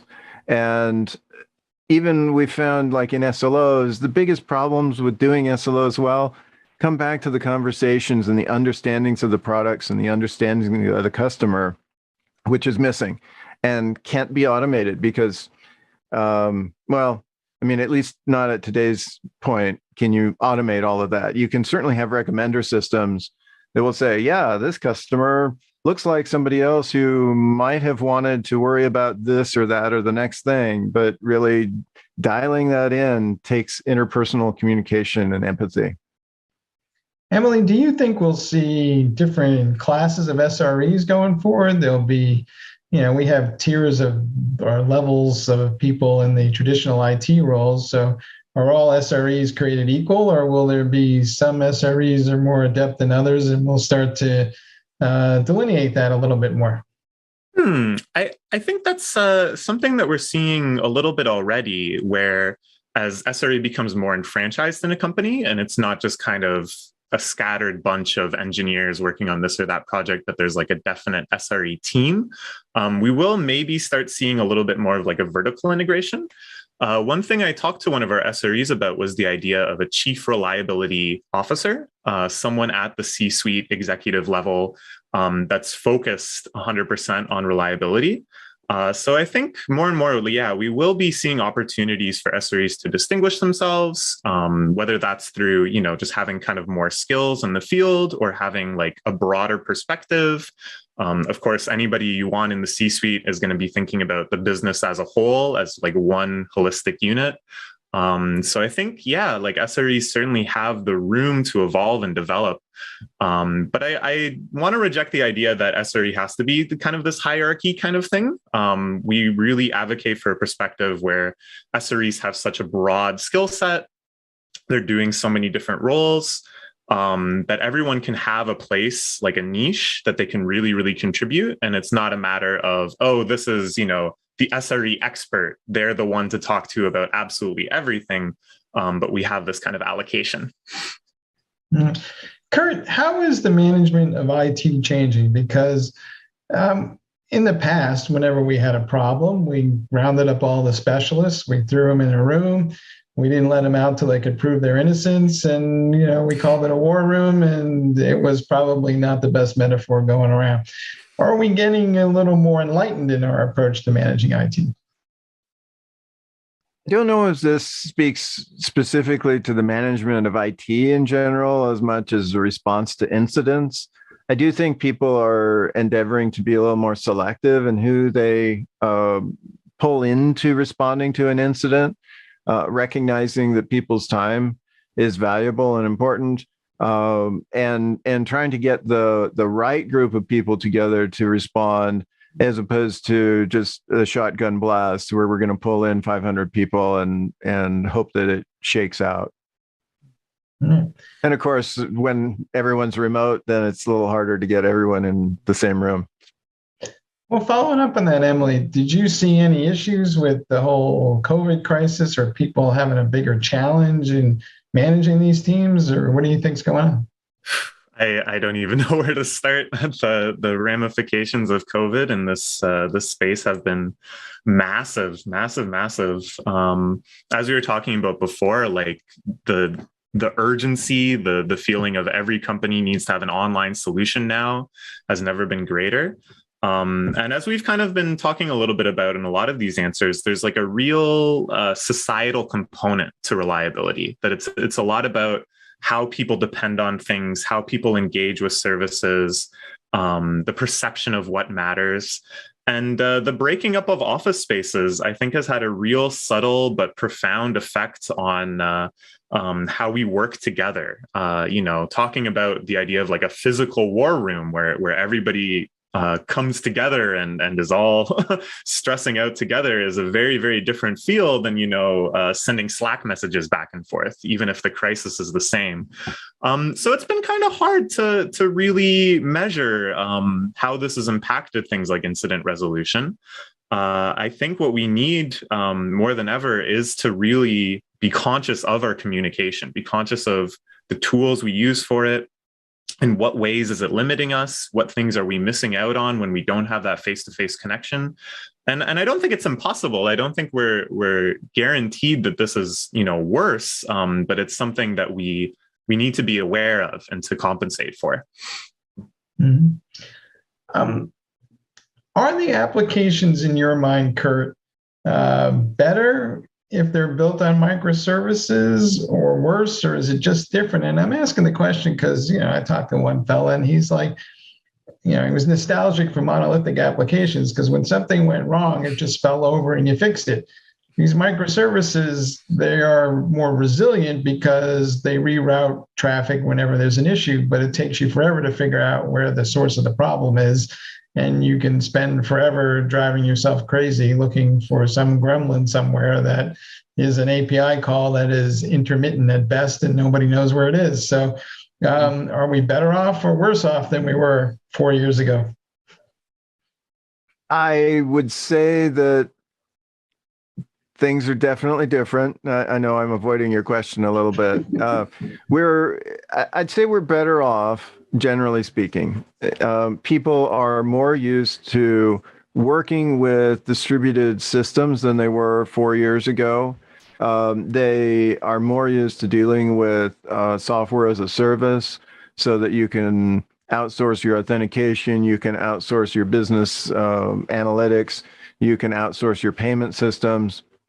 And yes, each of those introduce unique failure modes, but you don't have to write it all yourself. And people who specialize in a payment system like Stripe or Block, which is now renamed from Square, can do a better job of it because that's what they focus on. And everyone else doesn't need to spend their hard-earned innovation tokens in an area that's already been well developed. So I think that we're better off by supporting this kind of increased specialization that comes through microservices and through software as a service. I would say, though, that the tooling hasn't really kept up with the needs. So we are seeing some gaps here that the tooling to understand where that flaky API call is and remediate it is still being developed. All right. It's a lot of trial and error. Emily, did you get a sense of whether people were less stressed or more stressed these days? I would say more stressed. And it's despite, the best efforts of all sorts of well-intentioned people working their hardest to overcome the effects of the pandemic. But I think, again, speaking to the socio-emotional side of it, even if things were going super swimmingly in software, even if the tooling was keeping pace with the increasing complexity, I think, we're all human at the end of the day. And going through a pandemic like this is going to introduce a ton of stress. So I don't think teams should expect that everybody's working at full capacity. I don't think teams should expect that incidents will get resolved with perfect robotic efficiency.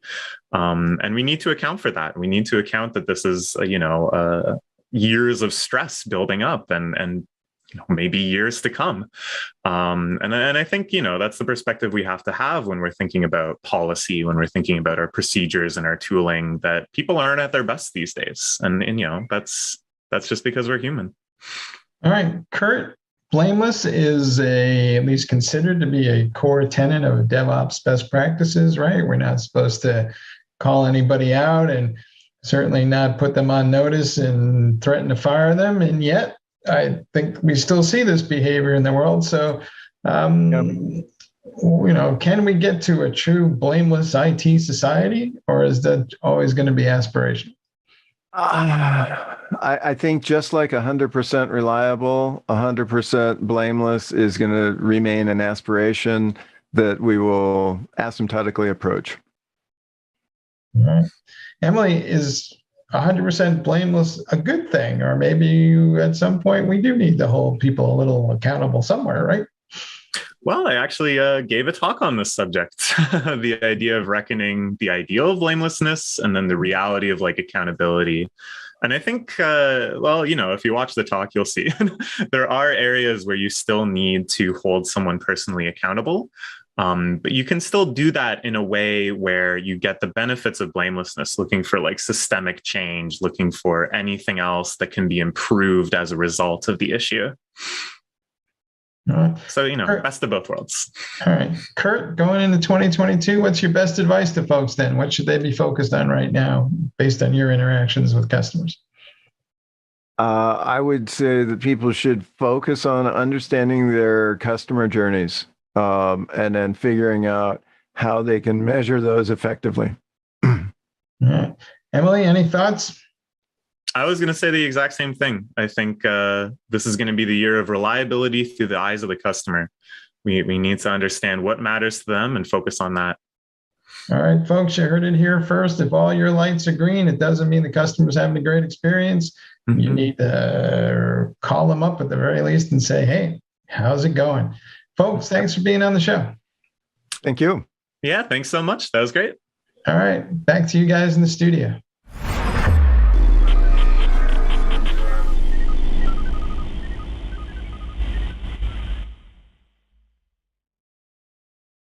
SecurityBoulevard.com is the leading resource for news, analysis, and education on challenges facing the cybersecurity industry. SecurityBoulevard.com covers all aspects of cybersecurity, including data security, DevSecOps, cloud security, application security, network security, security threats, and more. SecurityBoulevard.com has the largest selection of security content, featuring breaking news, blog posts, podcasts, and more. Visit www.securityboulevard.com to learn more. SecurityBoulevard.com, home of Security Bloggers Network. All right, that wraps up today's Techstrong TV broadcast. Hope you enjoyed today's broadcast as much as I did, as always. Two things I want to let you know about. First of all, on Thursday, January 27th, that's this Thursday, we are hosting the Secure Software Summit. It is a one-day virtual event. Hope you can join us for that. It is chock full of really great presentations from a number of folks in the industry. And if you are even remotely worried about securing your software supply chain, this is the conference for you. Just go to techstrongevents.com, check it out. It will be right there. You can check out the agenda, check out the speaker lineup, and register for the event. It's a good one. You don't want to check it. You don't want to miss it. And then also want to remind you that last week we had our Predict 2022 two-day virtual event, and it was a barn burner, folks. It was so great. I really, I was so impressed with the caliber of the interviews and presentations that happened during the two-day event. I highly encourage you to check it out. It's not too late. It's all available on demand now. So please do go over to techstrongevents.com and click on the Predict banner, and you can see the entire thing on demand. There are so many takeaways in that conference that I'm just going to keep reminding you to go and check it out because it is that good, folks. All right, that's it for today's Techstrong TV broadcast. We will be back on Thursday with a new show for you. Until then, I hope everybody has a great day, and please, whatever you do, stay safe.